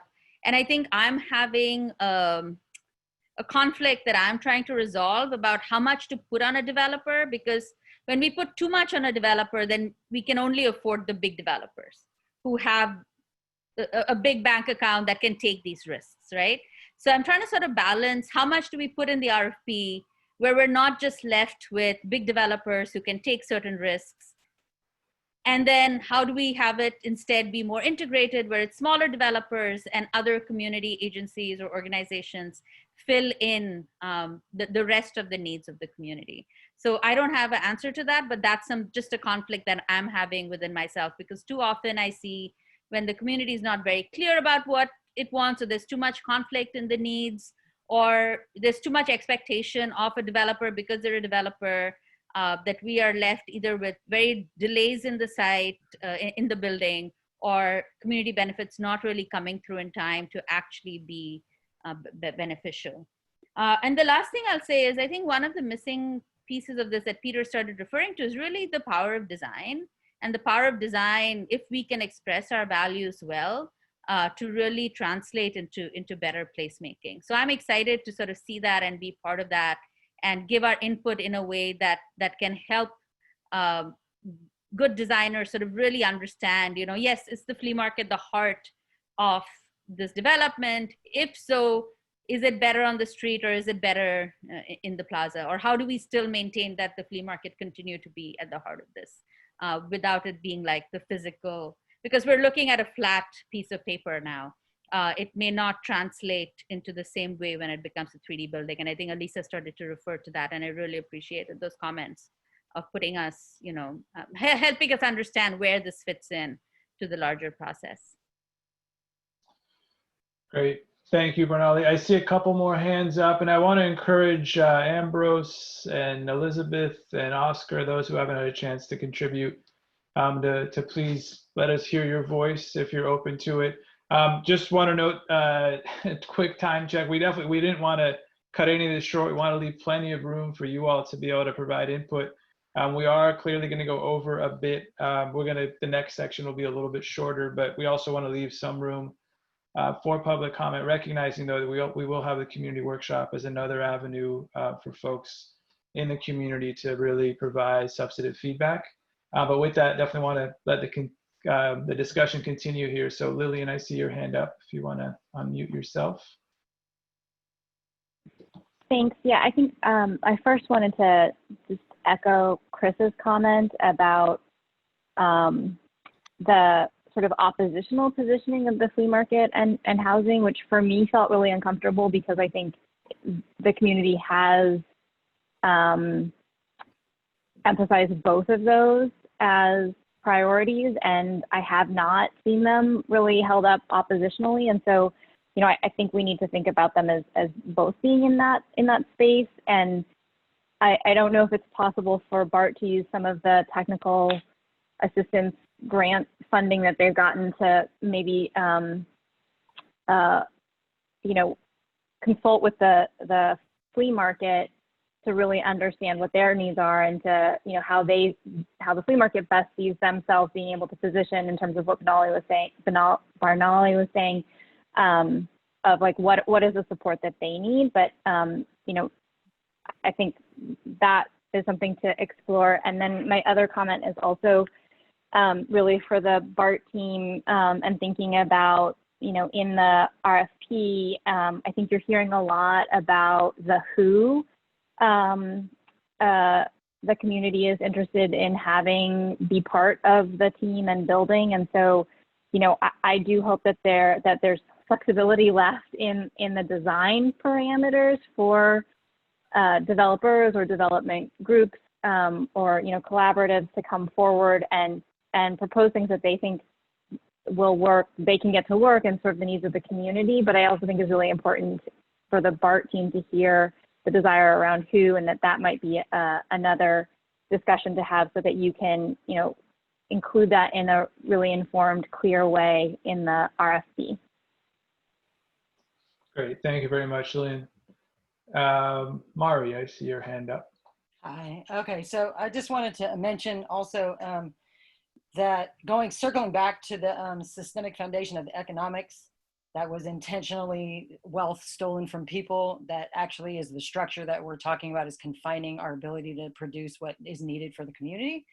And so we need to keep recognizing that and acknowledging that and saying that so that we understand that that is like the foundation of some of our biggest problems. And that, you know, there are folks that have wealth that could develop something like this out and it would be absolutely no risk because it is nothing to them. It's like, you know, pennies on the dollar to even just give back to the community for all of the wealth that they have captured personally. So again, we're looking at trying to be outside of the box in terms of, you know, contribution to humanity. And in the moment of like what we're experiencing now with like COVID and the, you know, the problems with like people affording rent and then even homeowners or landlords, you know, losing rent in terms of their own payments or abilities to pay mortgages and whatnot, it trickles all the way up and back to, you know, folks who don't have that privilege of wealth and value capture from society and the environment and the planet, et cetera. So those are contexts that I think people should continue to like acknowledge and realize that the framework that we operate out of is something that's like programmed and conditioned, and we act like it's like given by nature, and it's not. Man made it up. You know, it was built by people who didn't care, who trampled over folks who were here. Historically, systemically, it's continued on, and we're seeing that, you know, to this day. So people need to really, if we're going to have some kind of transformation or vision for a future, we need to tell the truth about those things, and we need to transform and transcend that and do better. The other thing that I wanted to just comment on in terms of like, it's the displacement and protection of people who are threatened by the housing market and so-called crisis. I don't think it's about what the developer can do to help keep people stay here. It's about what the city can do, and it's about what our neighbors and everyone who makes up this community could do. Because if we all had a will to do something about that, we would be doing something about that. So that's the kind of thing that we have to be honest and able and like take a hard look at our comfortabilities and our privileges and those with the most privilege, that there is actually something we can do as a community, and we should care enough about humanity and each other enough to know that, or to be willing to take, you know, to come together to do the work of what needs to be done for that. And then the other thing that I wanted to just mention is sort of just a side note I was just contemplating the other day, is that, you know, everyone is interconnected. And initially when there were indigenous folks living, you know, in the vulnerability of nature, right? Mother Nature, the elements, right? There's storms and wind and heat and all these things, and then hunting and gathering and having food and all of that. We understood the reality and the like undeniable truth of that relationship, right?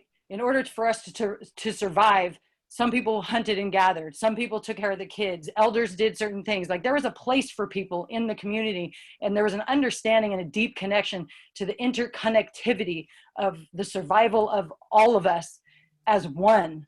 And because we live in a culture and a society that is so comfortable with the modernization of things, and we have our homes and we have our jobs and we have our titles and we have our expertise and we have all this stuff that doesn't give us the raw reality of that relationship that we once had when we were surviving in the real world, which is the natural world.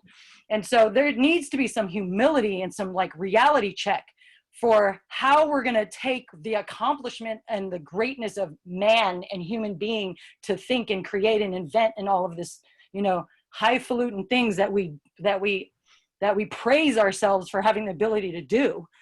And, you know, bring ourselves back down to earth and do something that matters and honor the interconnectivity of all of our existence.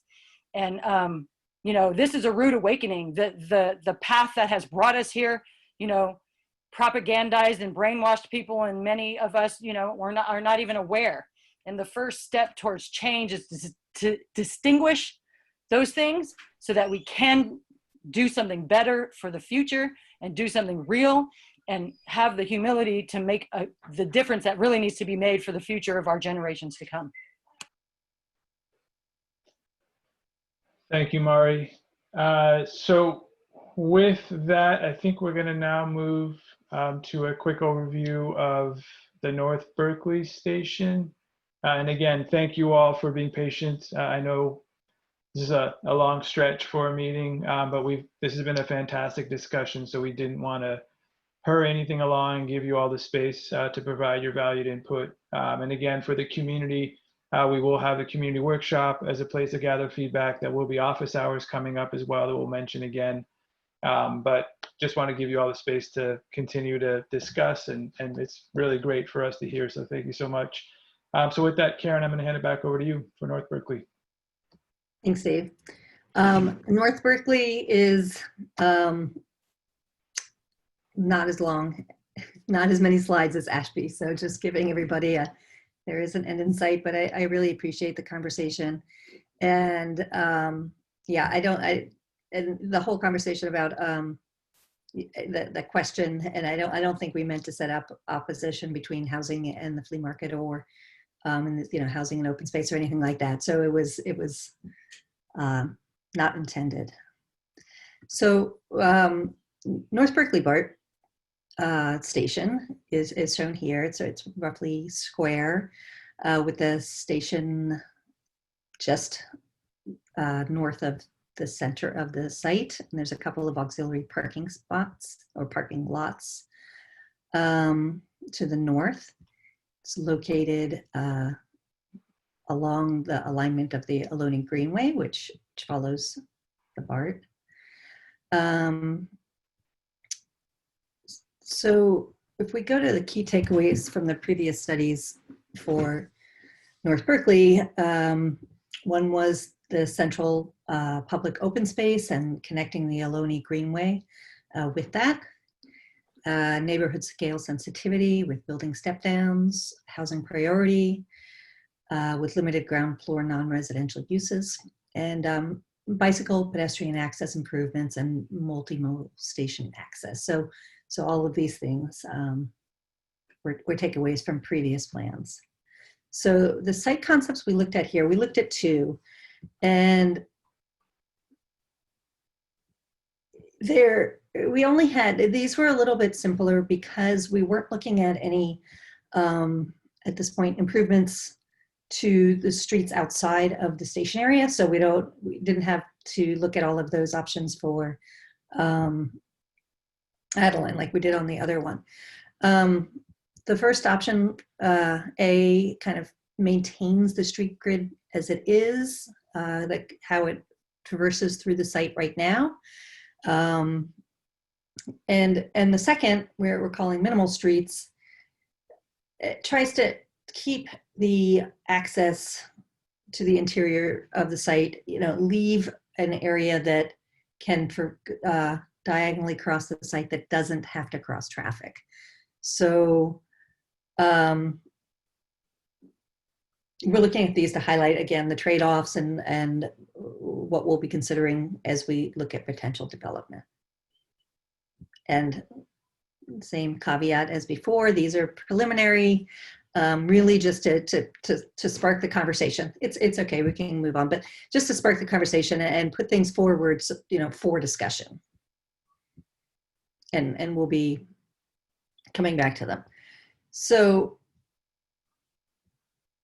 as I said, this maintained street grid utilizes the existing street pattern with full vehicle circulation through the sites to form urban blocks.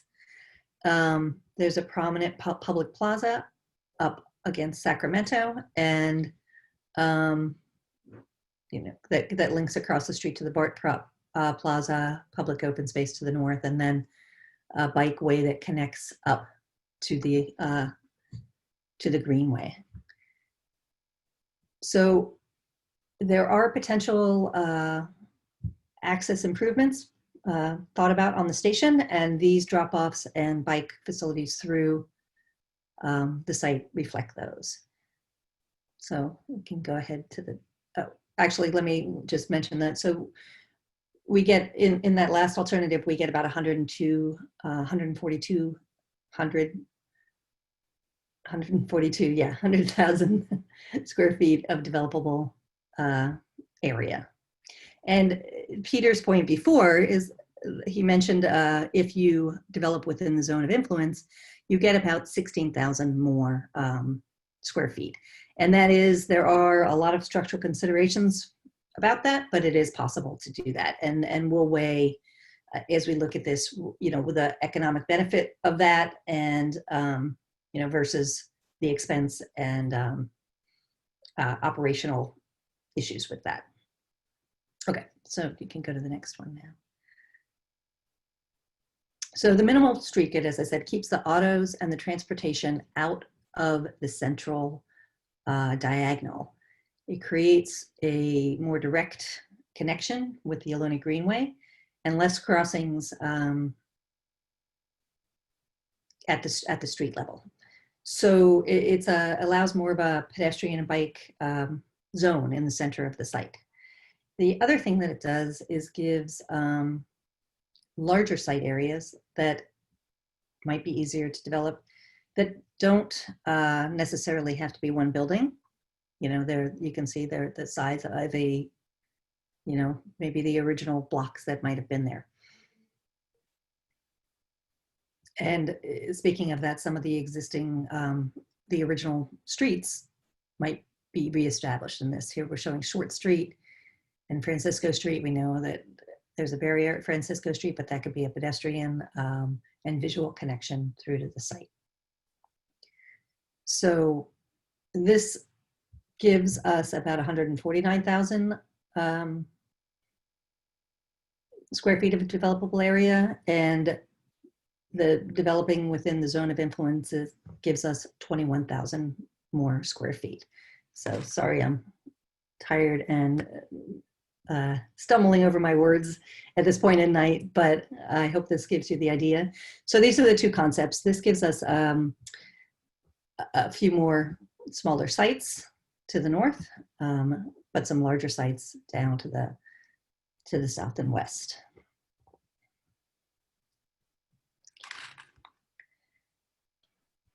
Okay, thank you for that, Karen. I'm going to bring back the two options like we did last time. We just wanted to do a very quick poll similar to that we did for Ashby, just to get your input real quickly about similar things, about which option you might prefer, if not both. If you agree that we brought forward a lot of the community goals into these options. And then there is a question about balancing housing and open space. We realize maybe we should not have asked that question as well, but we're going to put it out there, so you should see it popping up on your screen now. If you can give us some feedback on this real quick, and we'll close this out and have a quick conversation about this station as well, and then move on to public comment. Could you scroll through the 2 slides so that we can see them again? Sure, these are them side by side. You want to see the more Yeah, detail? I want to see square footage developable. Sure, Yeah. sure.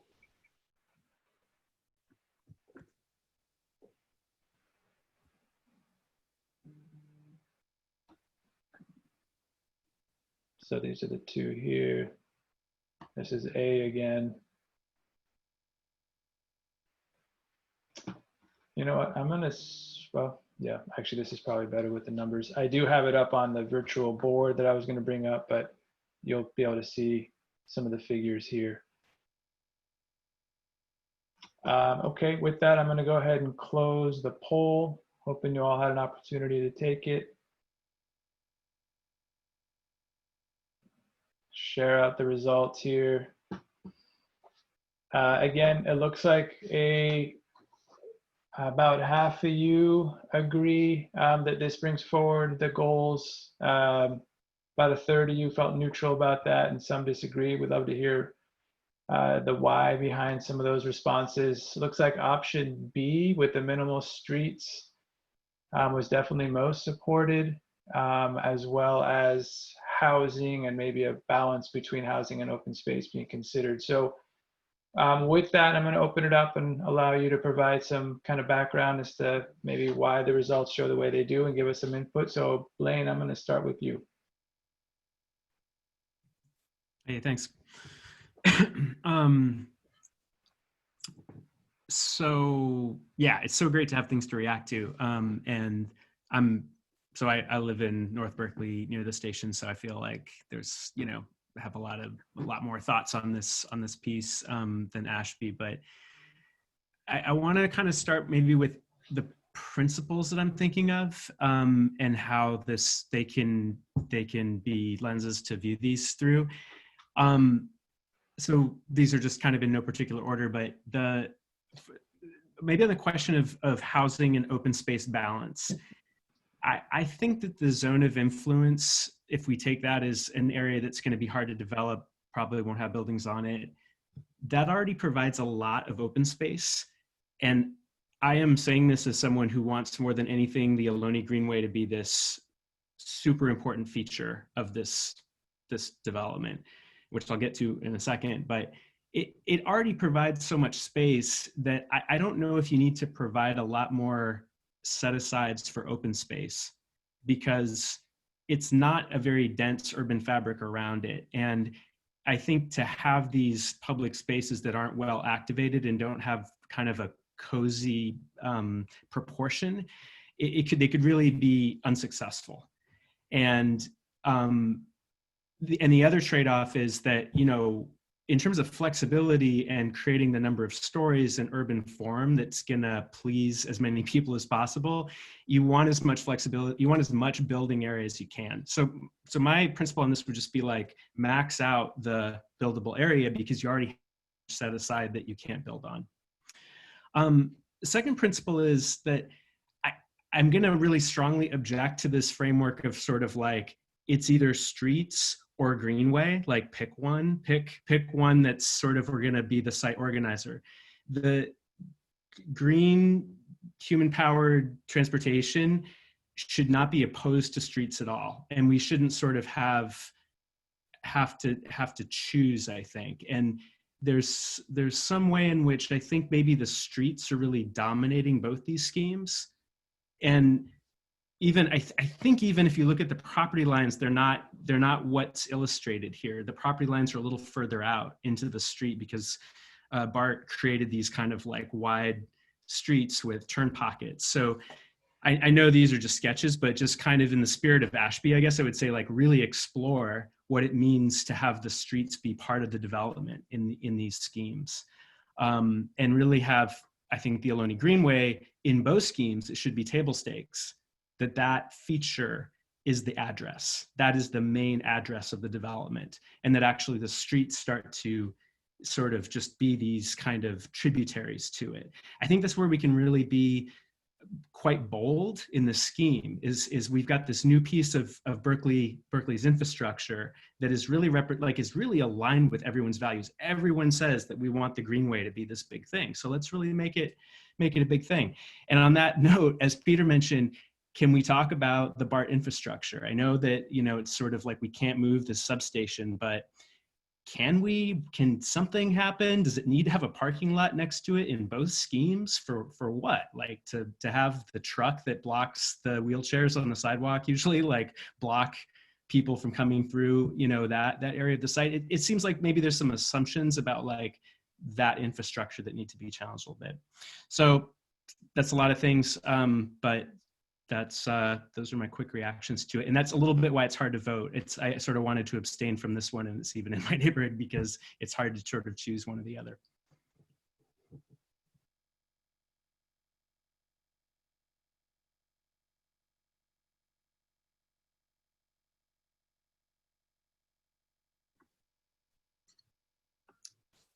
Thanks, Blaine. I'm not sure. Dave was leading the.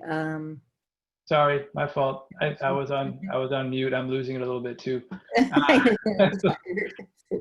I just want to recognize your point, Blaine, about the questions being tricky, and really they're just meant to spur the discussion, gut reaction, not at all a vote that we're holding anyone to. They're completely anonymous, but definitely we'll consider the way we ask the questions moving forward.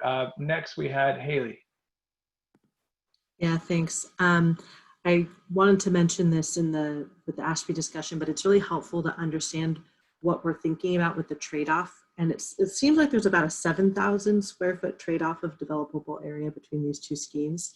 And it was much more of a difference between the schemes at Ashby. And it would be helpful for me to understand what we're actually trading with 7,000 square feet.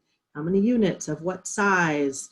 Like what does that do to your, to like how tall, like, the whole mass of the building? That's some of the stuff that I don't understand, and that I can tell you what I want to value, and then you can tell me how much we're actually trading. Are we trading 2 units for like a fabulous public amenity? We can decide if that's important. If we're trading 20 units, then, maybe that we don't want to do that. The other piece, kind of what Blaine was saying, is that there's actually quite a lot of open space in this area already.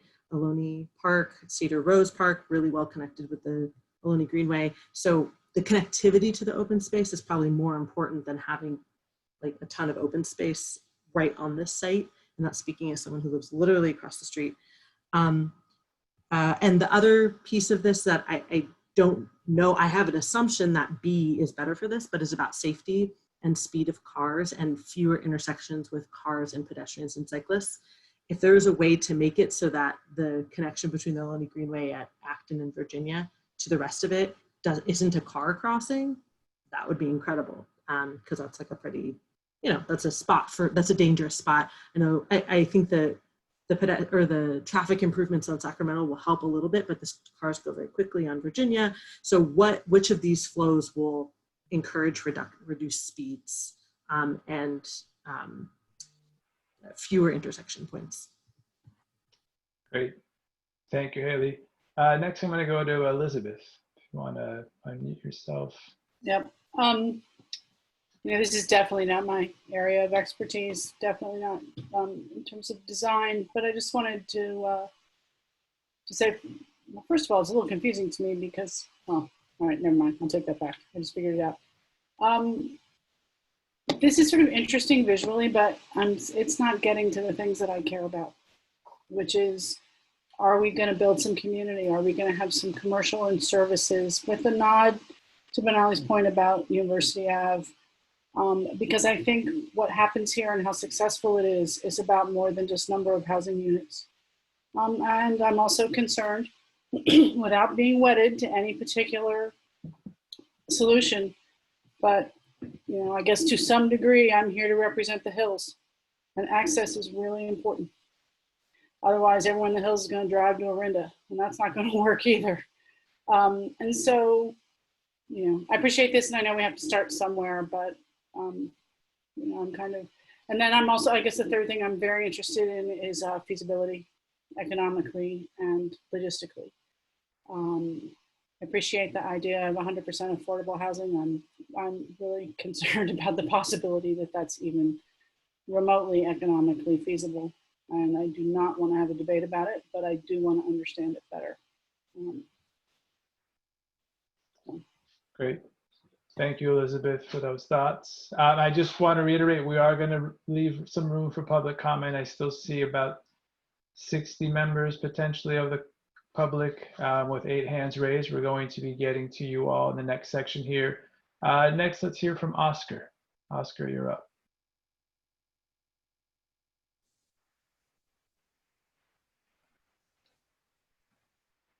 Hi.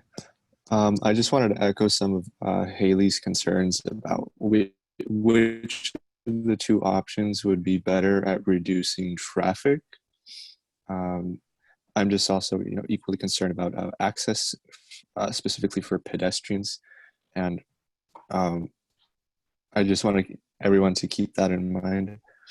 We just want to make sure, which of the 2 solutions or any others that will reduce traffic or reduce the speed of cars so can access the BART station easily and with some degree of peace of mind.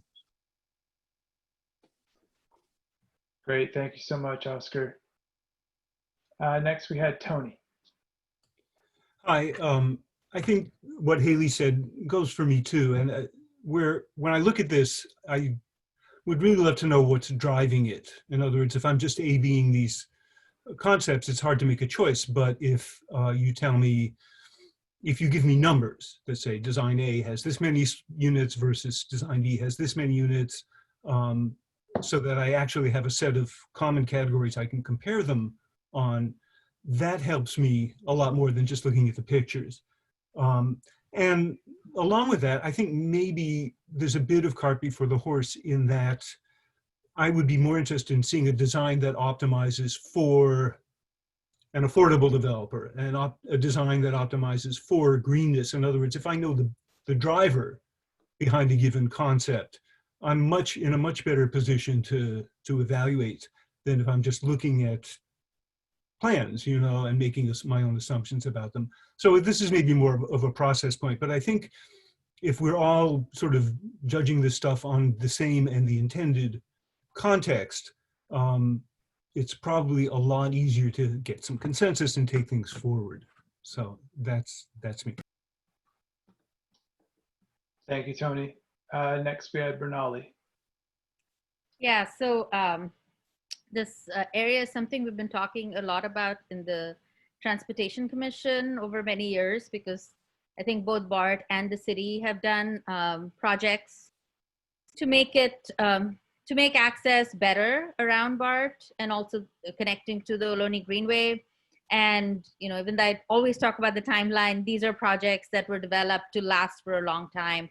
And I think it would be helpful to sort of see that as well. And similarly, I think it'd be helpful going forward, not exactly for now, but to see what neighborhood amenities exist, whether they're open space or certain kinds of businesses. I keep thinking of what kind of amenities would work better within the housing, and that's a choice we're going to have to make. Housing itself is an amenity, but community building is also important, and placemaking is important. What kinds of, I think during COVID especially, we're really seeing the value of neighborhood corner stores. Would it be helpful for people living in that housing to have a grocery store of some kind that's on the ground floor, not like another cafe that cafe space that's going to lie empty forever? So I'm starting to think a little bit about the quality of that space, because I agree with Blaine that open space is too general. And we've seen through history that poorly programmed open spaces are really bad for the community.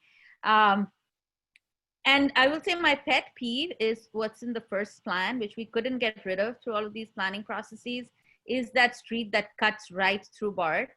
And we were told that couldn't be changed because the cash truck arrives and has to enter and park itself there to collect the cash. And the drivers were probably not willing to get out and remove a bollard, because we were like, okay, Can we put bollards so it's pedestrian during most of the time, and when the cash truck comes, they can remove the bollard and they can go in.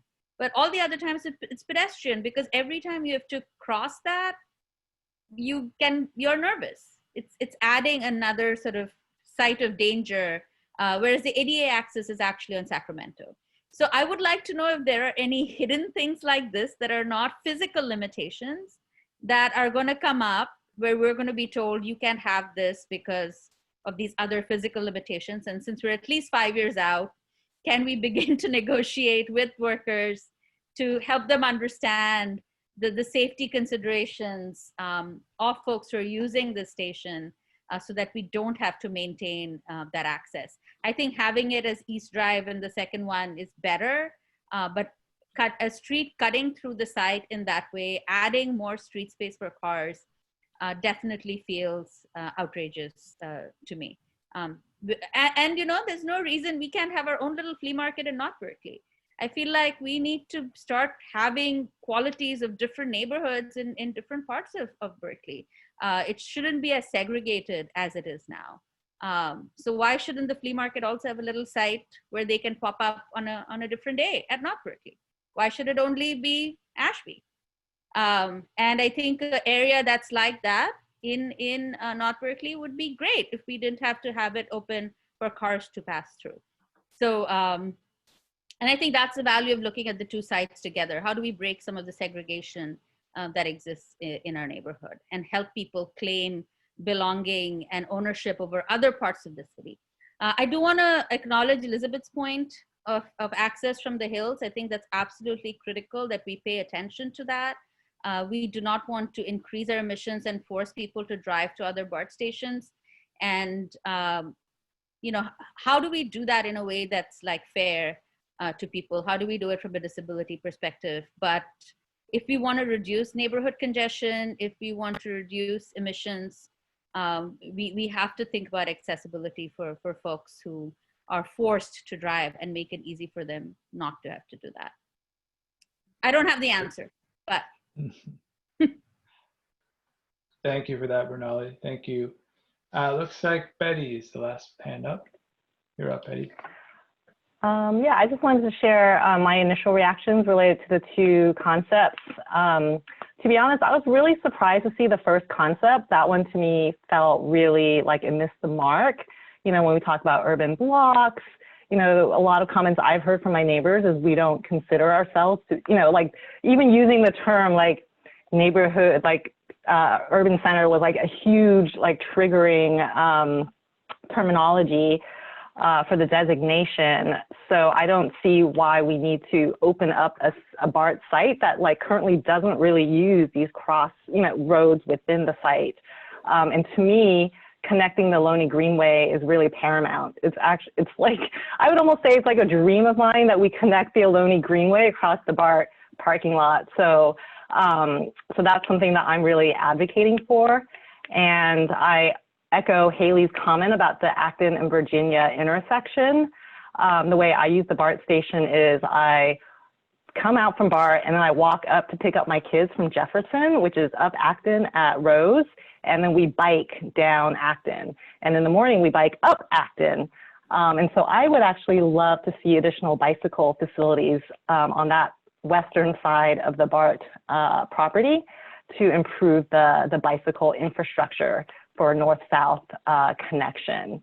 And also given that Virginia is a bicycle boulevard, so I would love to not have to like triple check, you know, do the 360 at that intersection and make sure I'm not going to be hit by a car coming down that corner. And then lastly, I know we're running short on time, so I want to make a point about the commercial development. And I agree with the comments that we don't need as much open space right at the BART station because we have, you know, good open space around the BART station. And I too am worried about like this empty BART plaza. You know, right now on the weekends, it's pretty empty. And so unless we're really intentional about activating the space, you know, I think it would feel pretty dead, which led me to think about, I think we as a community need to think about and discuss what type of like small commercial or, small retail the community would like to see. Somebody said, we don't need another like quinoa kale cafe, like right there. But, what would the community like to see? And I know we had the visioning session that the mayor organized last year, but I would like, more community discussion around, like, realistically, what do we want, in terms of commercial? I think there's a desire for, activating that space, but, what does it really look like, and what amenities do we want to see there?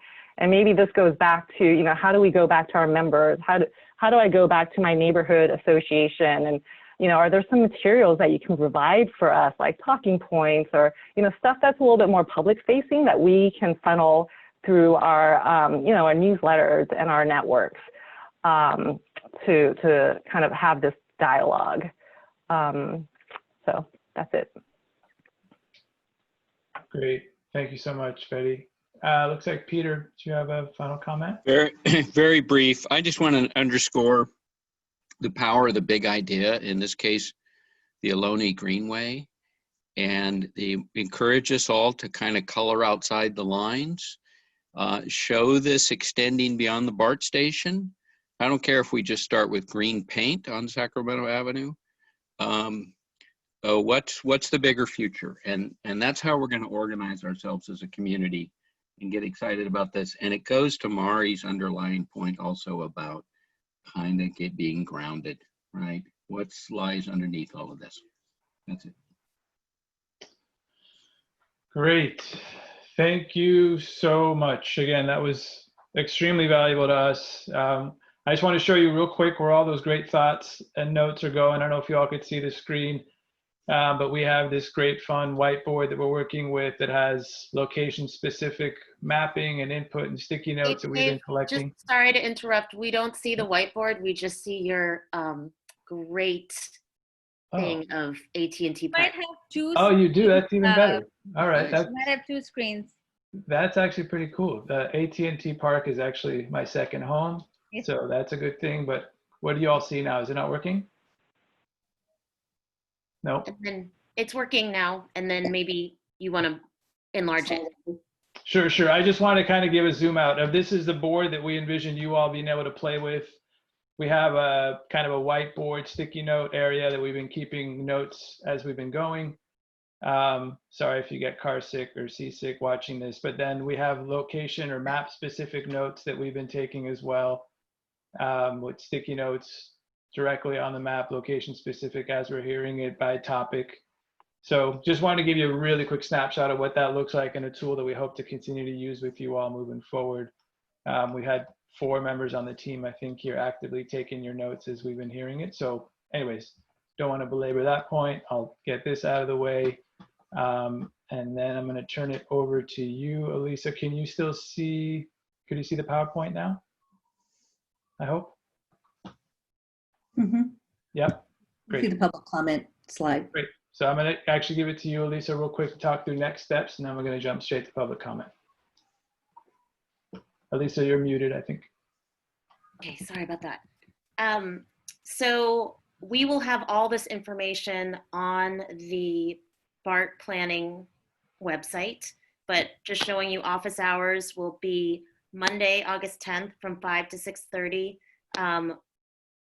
Thursday, August 13th from 12:30 to 2, and we'll have a handout and we'll share all the Zoom information on the webpage, as well as if you signed up for automatic email updates, we will let you know when that's been posted. Also information, just save the date for the first community meeting on August 31st, knowing that also a reminder that videos are coming that will break down information about housing development, economic feasibility. And we have 2 dates that we're asking you to hold for the 3rd CAG meeting. October 14th from 6 to 9, as well as, it says backup date, but we'd really like to hold both. So we have the option to break the meeting into 2 meetings if we need to, because the material is so robust, and this discussion, clearly we're learning from this, is very robust as well. So we can go to the next. Great. Was that it? That was it. Yeah. Okay, so members of the public, thank you so much for being patient as we worked our way through this. These meetings are clearly meant primarily for the CAG to discuss, which is why we wanted to give plenty of time for that, recognizing that we're going to have office hours and community meeting coming up soon. We still want to provide some time for you all to provide some input. We have this 1-minute timer here. If you could try to stay as close to it as possible, we greatly appreciate it, but we definitely want to provide time for you all to provide input as well. So with that, I'm just going to go down the list here. I will lower your hand. And then you should be able to unmute yourself. We're going to start with, it looks like Consider All Community is the first name I see. Are you able to unmute yourself now? Yes, hello, thank you for recognizing me. I have several things I'd like to comment on. I'd like to say thank you everyone for your very hard work. I know everyone's very sincere in what they're doing here, but I'd love the opportunity to meet with Ms. Barnalee, because I've got to say I'm a person with multiple disabilities, and your comments about ADA don't track with my personal experience. And I've had problems with using the elevators, with lifts working in buses, all sorts of things that make me getting a ride from people necessary if I don't want to be housebound. Also, there's an issue with having wide enough streets for an evacuation in the event of a major fire or earthquake. We don't want another situation like Paradise. Finally, I want to talk about affordability and feasibility, and also the flea market. Speaking to Mari's comment about colonization, the Black community was guaranteed that flea market in perpetuity, and nothing we do should in any way limit the size or scope of it or put it at risk. And as far as affordability and more yuppie housing and gentrification machines that are driving out everybody that's of modest income being a problem, I'd like to remind everybody that California is the 5th largest economy in the world, ahead of the UK, and that in fact, another mind-blowing statistic here is that the Bay Area itself is 23rd in the world. There is plenty of room for a tax base that doesn't include more property taxes on low-income homeowners and other people who are at risk. And we need to look outside that box and insist that people like our own mayor, who is on the, who's president of ABAG, represent us in Sacramento and start dialing back some of these false assumptions we've been fed by corporate power. Thank you very much. Great, thank you. Thank you again for your time. I hope you all can see the timer on the screen. If you could try your best to stick within that time, I'd greatly appreciate it. Next is Peretz Wolf Persan. You should be able to unmute yourself now.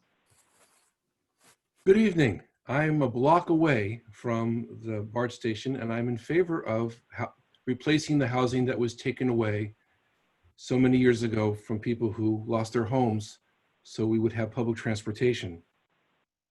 So my question really is there any safeguard that this development will not be turned over to a private enterprise? That's just a large, big question of ethics. And the other one is more aesthetic. There's a round structure in the North Berkeley BART station, and I hope that someone gives thought to actually hiring an architect more than a block developer, and think about following the flow of the Greenway, but also the flow of the existing BART station. It would actually make it work aesthetically, especially if we don't get past 7 stories. And I hope there's more consideration of the art and design than simply more profit for BART. Thank you. Thank you so much, Brett. Next we have Liz. You should be able to unmute yourself now.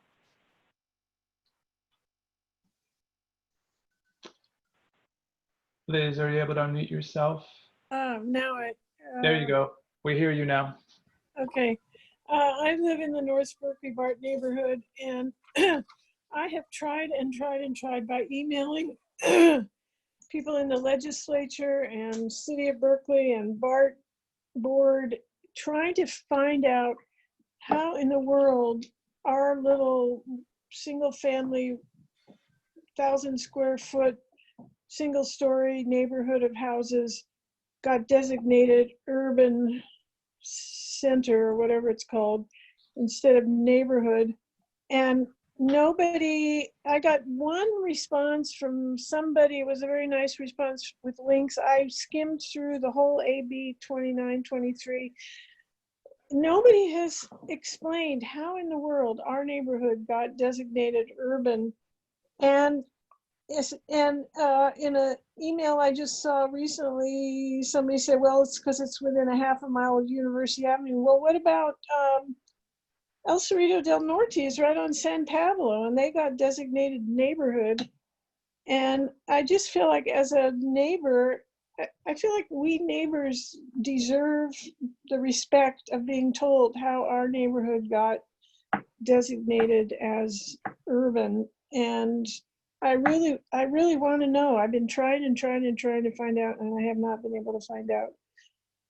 I also want to say that the idea of putting commercial space on the bottom floor, first of all, I think it's just crazy to put 7 stories in our little single story neighborhood. And then if we're going to have 7 stories and then the first story is going to be commercial, there are so many empty storefronts in Berkeley. Pretty much all the apartments that have been built have their first story is commercial, and they're all sitting empty.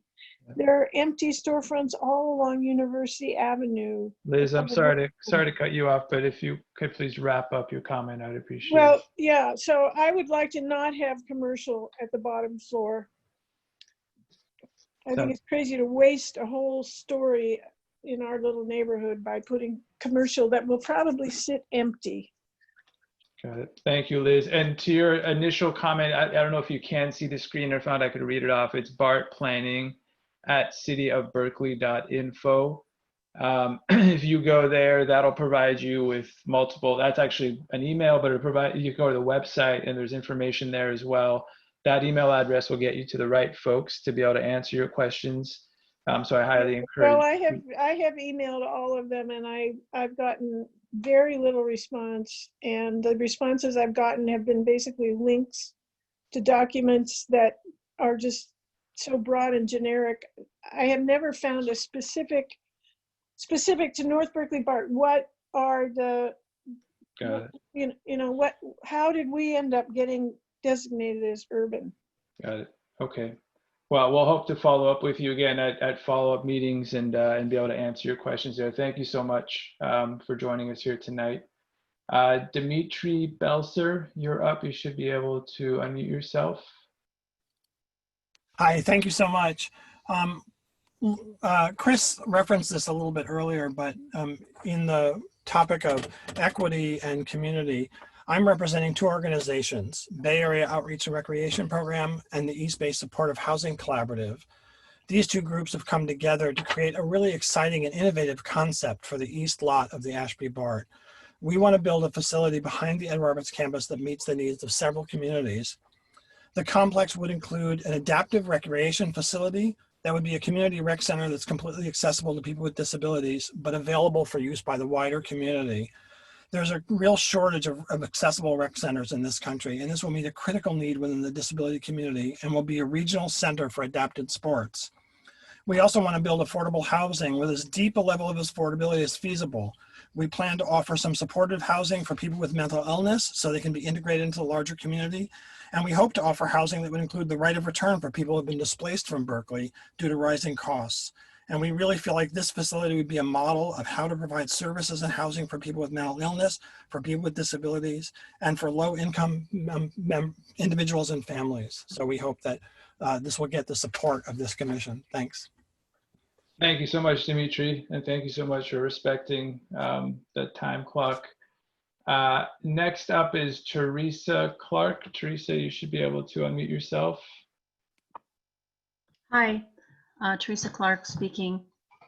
I wanted to respond to the designs at the Ashby BART.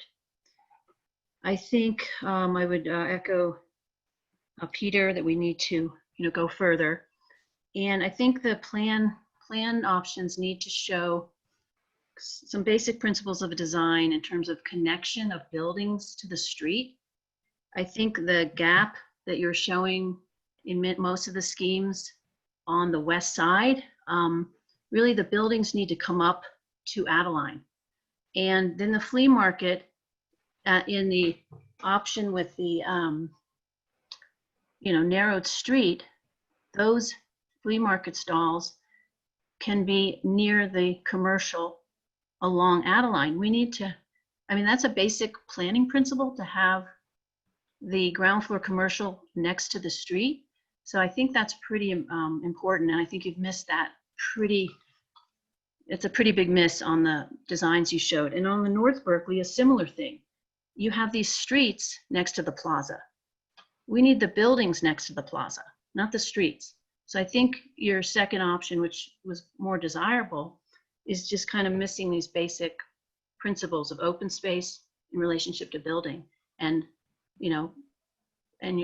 so I think if we could get a few more options for people to look at, because I think you've missed, a big planning principle there. Thanks.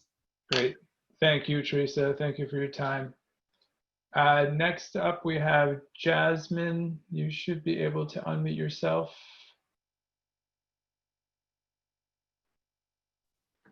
Hello? Yes.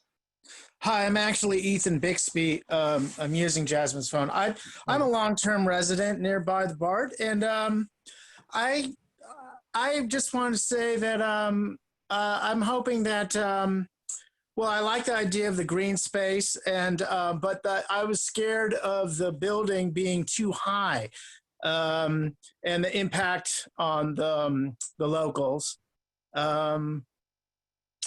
That's about it. I'm just concerned about parking. I also have an ADA situation. I want to be able to park in front of my home. And also looking at the building apartment at the MacArthur BART, that's very frightening size building to imagine, for a neighbor. I have a friend in a one-story house right across the street, and I just was hoping that the scale of this project could be, more relating to the neighborhood around it instead of, oversized. I like the idea of affordable housing for people. I understand we need housing, and I'm all for that, but just integrating it with the neighborhood. And I also don't agree with having commercial space there. So we could limit, excessive impact. There's grocery stores nearby and everything. And there's also basketball courts, not far. That's about it. Appreciate it. Thank you so much. Thank you. Next, we have Pietro. You should be able to unmute yourself. We have about 11 folks left, so if you could please respect the 1 minute time clock, I greatly appreciate it. Pietro, you're up. Yes, can you hear me? Yes. Okay, so first thing is I do hope you can consider using the North Berkeley BART possibly to subsidize or cross-subsidize the Ashby BART development. That would require perhaps more of an organization that does housing in the city of Berkeley than we have now, perhaps in partnership with BART. Specific to the North Berkeley BART site, at Sacramento and Delaware, consider something like a large roundabout or a speed table or both to strongly tame the traffic on Sacramento, and to build an actual, bike priority and pedestrian priority connection from the Ohlone Greenway East on the east side across to the BART station. On the northwest corner, I do think it's feasible to consider that service building going away, from what I've heard from people at BART unofficially. And that in addition to that, consider either turning the deflection 90 degrees so that you do have continuous pedestrian and bicycle continuity going through to the northwest, or again, speed table or circle, or even entirely blocking traffic going through Virginia and Acton so that there's a safe connection for pedestrians and bicyclists. In addition to that, on the site, the North Berkeley site does slope down about a story from the northeast towards the southwest. You could consider a podium in the southwest area in case there is a need for parking spaces still there to put them underneath and to provide some vehicular access underneath. But within the site, I don't think that any public vehicular access is necessary to service vehicles. Great. Thank you so much, Pietro. And one thing I didn't note earlier is we are actively keeping notes on that same virtual board of all the public comments. And we'll report back out on these with the summaries. So just want to make note of that. Next up is Vicky Summer, and you should be able to unmute yourself now.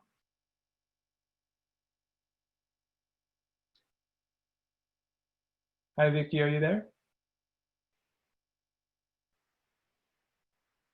Oh, I think Vicky might be having some phone issues. We'll come back to you, Vicky.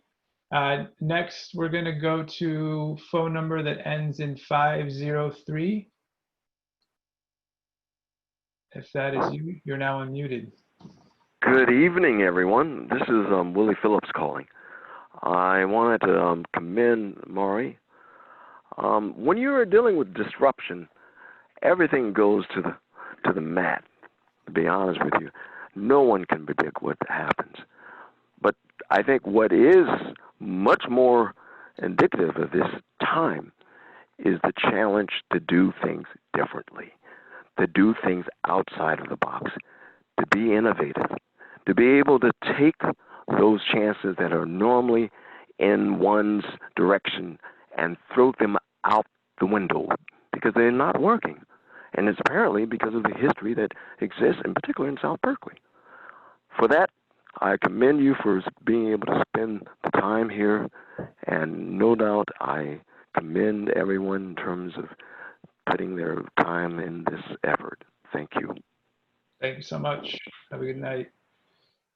Next up is Dorit Rezinov. Sorry if I mispronounced your last name, Dorit. You should be able to unmute yourself now. Hi. Hi, yes, we can hear you. I had two concerns. One was I don't understand where anyone who lives in the building is going to park, let alone the people who are coming to the BART station to go to the BART.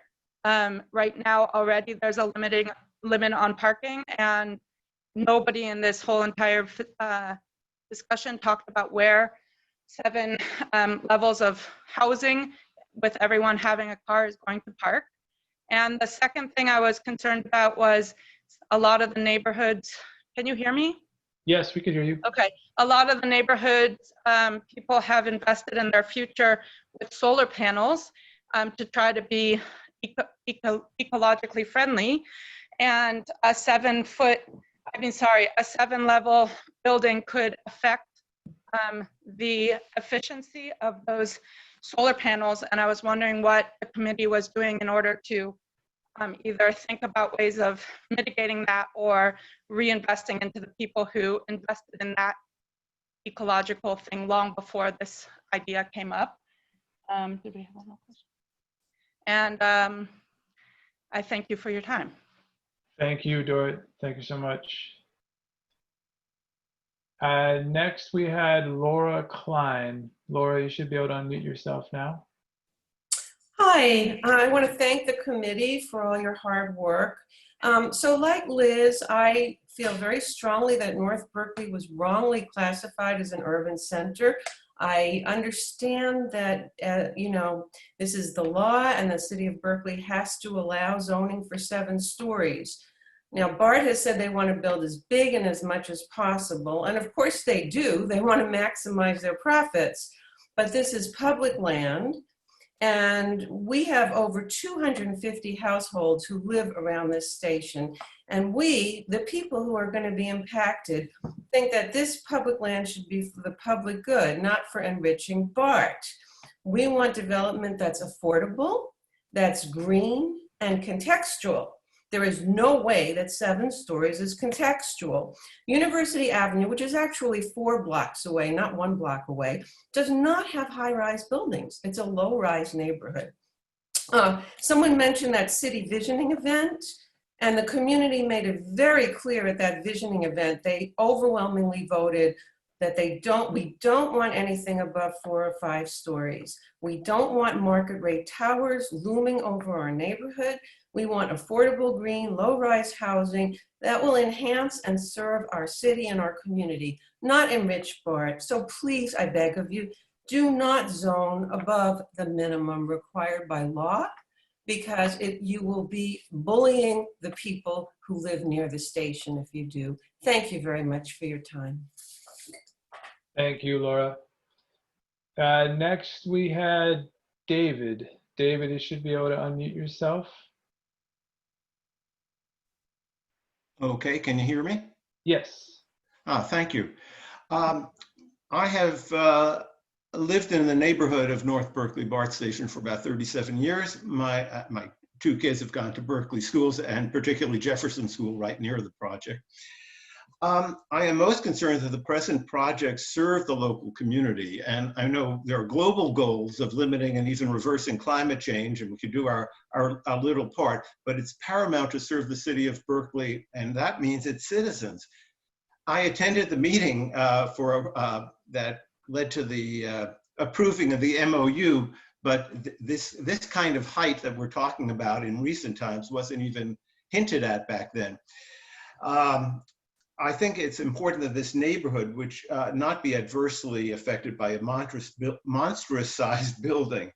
The state, it is a distinct neighborhood. It's more than a couple of blocks, as was stated, from University Avenue.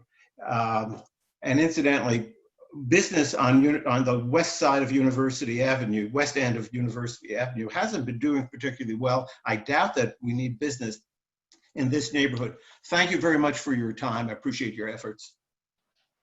Thank you, David. Have a good night. Next, we have Michael Katz. Hi, I'm historically a BART rider. I'm still a daily cyclist, and I have 3 comments quickly. They're all about, if we want to get housing built quickly, plan realistically in view of the pandemic and also in view of Berkeley's own history. At Ashby, if you want to see no housing built anytime soon, by all means pick a plan that's dependent on street reconfiguration.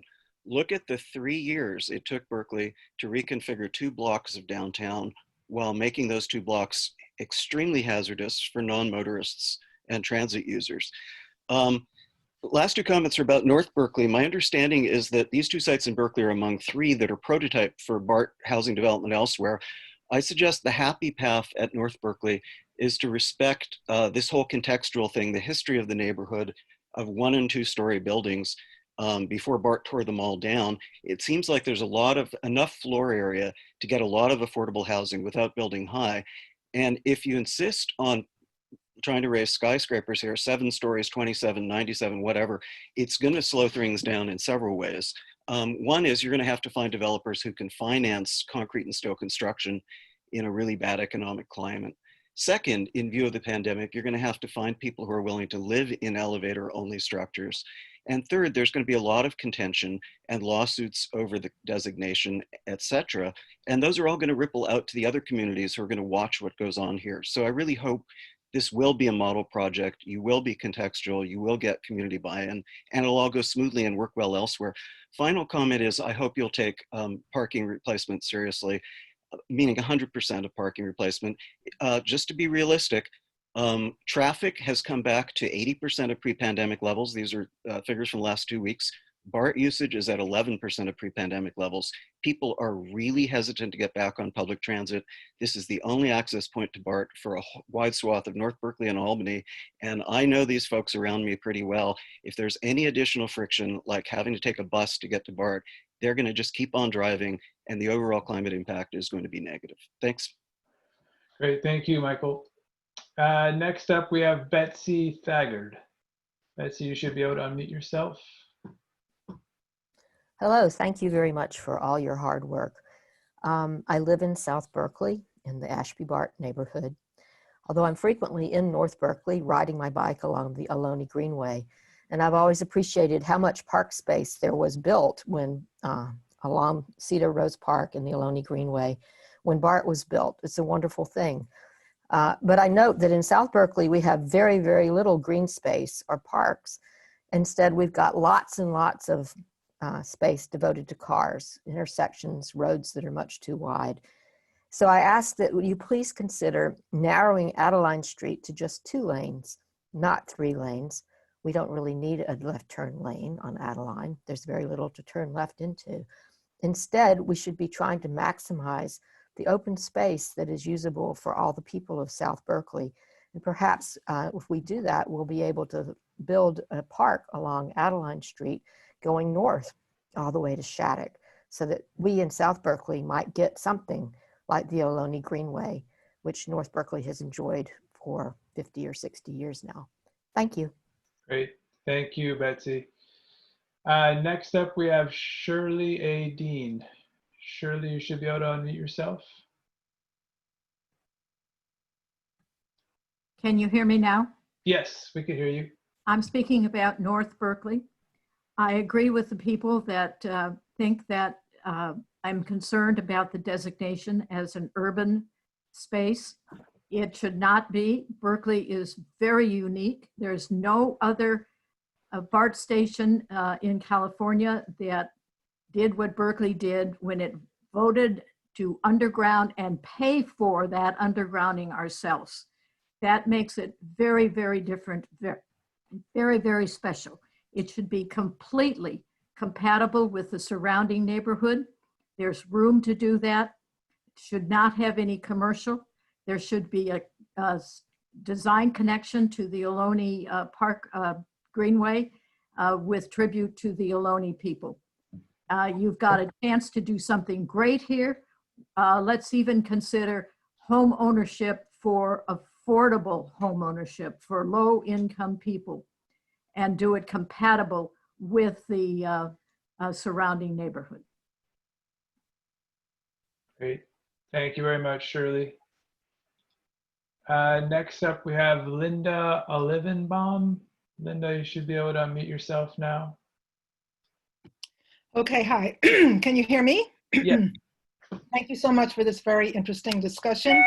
Excuse me, I live very near the Ashby BART, have lived here over 35 years. And I just want the committee to keep in mind the historical effects of building the BART station in South Berkeley at Ashby.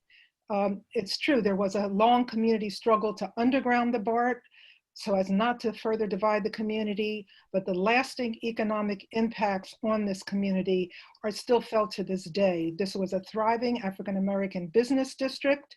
It never came back. And so I want the idea of honoring the people who have paid the price for the existing BART structure and the BART station the way it is.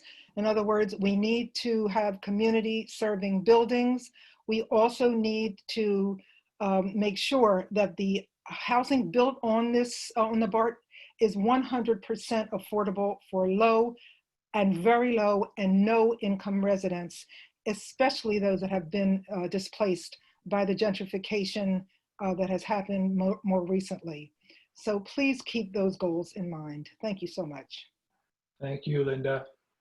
Next up, we have Linda Casera. Linda, you should be able to unmute yourself. Okay. I agree. I live near the North Berkeley BART station. I agree that contextual to the neighborhood is really, really important. 7 stories is much too high. We have nothing in the area that is 7 stories. And to add that to this neighborhood would be destructive. It would shade solar systems. It would cause the neighborhood to be completely out of context. I also agree that we shouldn't have commercial units. We have commercial units on University. They're not filled now, and why we think that they would be filled at the BART station is unreasonable. I think that parking is an issue. BART was made so that people would commute, and if you take away the parking, we're going to lose all of the hills and neighborhood that commutes to the city through BART. And I think that it's really important that you consider less than 7 stories, and certainly no more than 7 given the legalities, but we ought to be able to consider this neighborhood as less than 7 stories. That was a misdesignation. Thank you very much. Thank you, Linda. Let's see. Next, we have Shane Crypta. Sorry again if I'm mispronouncing. Shane, you should be able to unmute yourself. Hi, thank you. My name is Shane Crypta. My comment specifically pertains to the Ashby BART station. I hope that you all are considering providing green infrastructure as a means to mitigate some of the flooding that happens a little farther east or farther west in Berkeley. The Ashby BART station is in the center of the Porter Derby watershed area, and so this could be an opportunity for us to also relieve some other problems that are not immediately connected to this site. Thank you. Thank you, Shane. Let's see. Looks like next we have the San Francisco Youth Theater. I don't know if we have that right. Should be able to unmute yourself. On here? Yes, we can hear you. Oh, I think you just muted yourself again. Can you hear me now? Yes. I'm sorry, I'm on my work. My name's Emily Cleon. I'm on my work line, I guess. No problem. But I am a commuter, as you can see, I go into San Francisco. I'm also a resident who lives nearby North Berkeley BART. I am also very concerned about the urban designation.